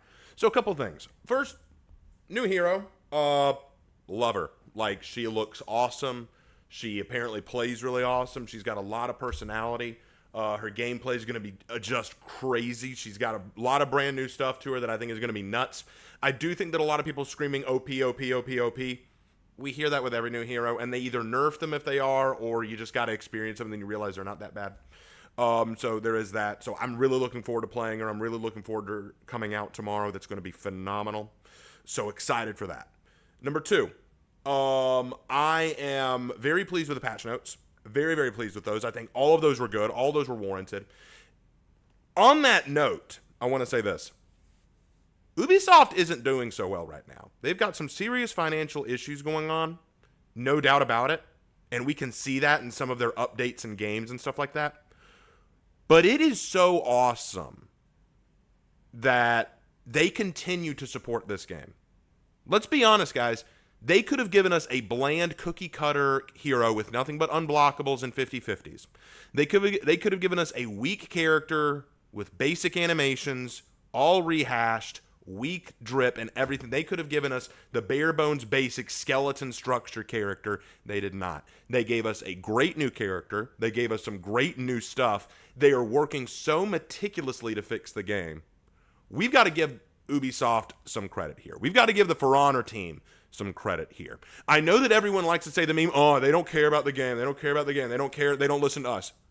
False. 100% false. They do listen. They do care. And as we just saw from JC, they are doing their best to make this game as fun, engaging, and entertaining as possible for everyone. Not just the top tier players, not just the casual tier players, but everyone in this game to feel included. And that is exactly what I want to hear from a dev team. I really do like the changes that they're talking about. I was skeptical myself about the stamina changes. I really was. But after hearing JC explain it, I get it. I understand why he wanted to do what he did. And whatever they plan to do to fix that, whatever they plan to do to like what they're going to replace stamina damage with, I'm all for it. I'm very curious to see what they're going to do. I'm very excited to see the direction they go. Starting tomorrow, the new hero comes out. It's going to be phenomenal. I am super hyped. I am super excited. Yeah, I just think that's really, really cool. I will say this. When I first saw the, leaks and I saw the images, my first thought was she was going to be like a tie-in to Julie d'Aubigny, the famous female fencer. But now after hearing them talk about her, I think she's based on condottieri, which are Italian mercenaries. So I will have to adjust all my notes that I took. I'll have to fix that most definitely.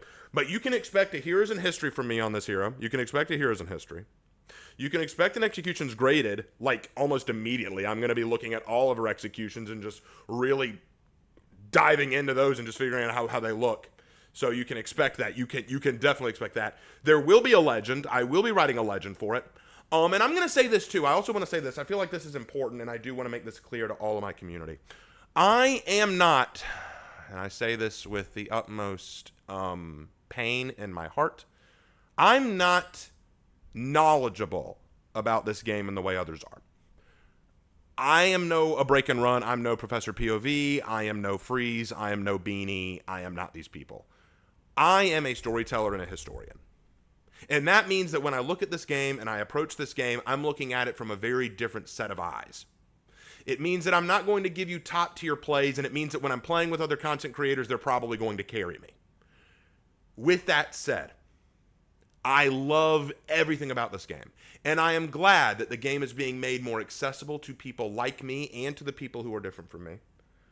It means that I'm going to not always know everything that's being talked about, but I'm going to approach this with as much love, care, and patience as I possibly can.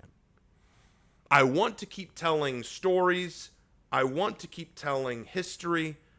I really, really, really want to keep making this channel and the things I bring to it unique, fun, memorable. That's what I want to do. This, I feel like I need to address this because it's very serious. Ever since the reveal that there was going to be a Rapier hero, I've been inundated with comments and people saying, "Hey Raven, you've said for so long you don't want a Rapier hero. Now you're getting a Rapier hero. How do you feel now?" And I want to say this for the record. It was the historian and martial artist in me that didn't want the Rapier hero because I know how a Rapier would fare in this kind of world like For Honor. The gamer in me loves this. The gamer in me loves it, okay?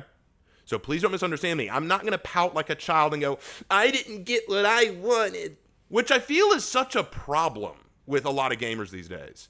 They really do want to approach everything with a, "Why didn't I get what I wanted? Where's the Conqueror Roll Catcher? Where's the male pirate skin? Why are we only getting female gender-locked heroes? I'm uninstalling." And I feel like that's such a childish approach to a game that has gone out of its way to be as accessible and fun and enjoyable for everyone.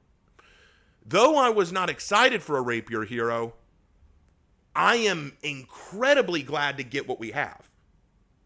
I'm incredibly glad. She looks fun. She looks entertaining. She's funny. I love her emotes. I love her executions. I love her style. Everything about her is great. Does that mean I think a Rapier is practical and For Honor now? No. But I'm still going to enjoy it. Ah, boy. I'm really excited. What time is it? It's 1:58. We got 2 minutes because I'm going to go until 2 o'clock. I also want to thank you guys. Because today, guys, we made over $1,000 on this stream from you guys. We made over $1,000 just from you guys and your donations. You guys are phenomenal. The For Honor community and my community are so incredible. I'm proud of you guys. I'm proud of this community. I'm proud of this game. I could not be more proud of you guys. I feel like a dad saying this to a son. I'm proud of you.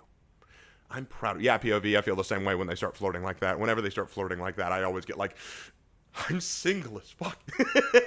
So thank you guys so much for everything that you've done for me. Thank you for joining. I know that you could have gone to a lot of other streams. You could have gone to Wextras. You could have gone to Raptors. You could have gone to a lot of other streams. You chose to come to mine, and I really, really appreciate you coming to me. I really, really appreciate you watching this with me. We made it over 400 viewers at one point, which was absolutely phenomenal. Thank you all for being here to join me for this and for just supporting my channel and for supporting me. It means the world. And now that it is now 2 o'clock, it is now officially 2 o'clock, I can say this. I just released a video that was scheduled today at 2 o'clock revealing my early access to the hero. I can now say that. I did get early access to the hero. I was one of the people that JC was thanking because I was engaged in that. You can hear all of my thoughts and all of my opinions on the hero, breaking down the hero's movesets and my thoughts on them in that video. It is out now. No question, no debate. It is awesome. I can now say it. I've been sitting on this information for over a week now. I really wanted to say it. I couldn't say it. That's why I panicked out of nowhere when I saw that there were leaks and that someone had leaked them in my Discord because I thought that I was going to lose early access privileges. I was so scared, but now that it is past 2 o'clock, I can now say that without any reservation. The video is live. Go watch it. Go support the channel. Love you guys so much. That's why I was waiting for 2 o'clock to say that. That's why I was waiting all this time and stalling. I had to get to this point so I could snay it. I know, I'm a sneaky son of a bitch, but that is how we roll here as a Raven Knight. Thank you all so much. You all are the best. And as always, actually, hold on. Am I going to stream tonight? I don't know if I'm going to stream tonight. I'll decide later and I'll let you know on Discord. I will see you all in my next video. Take care.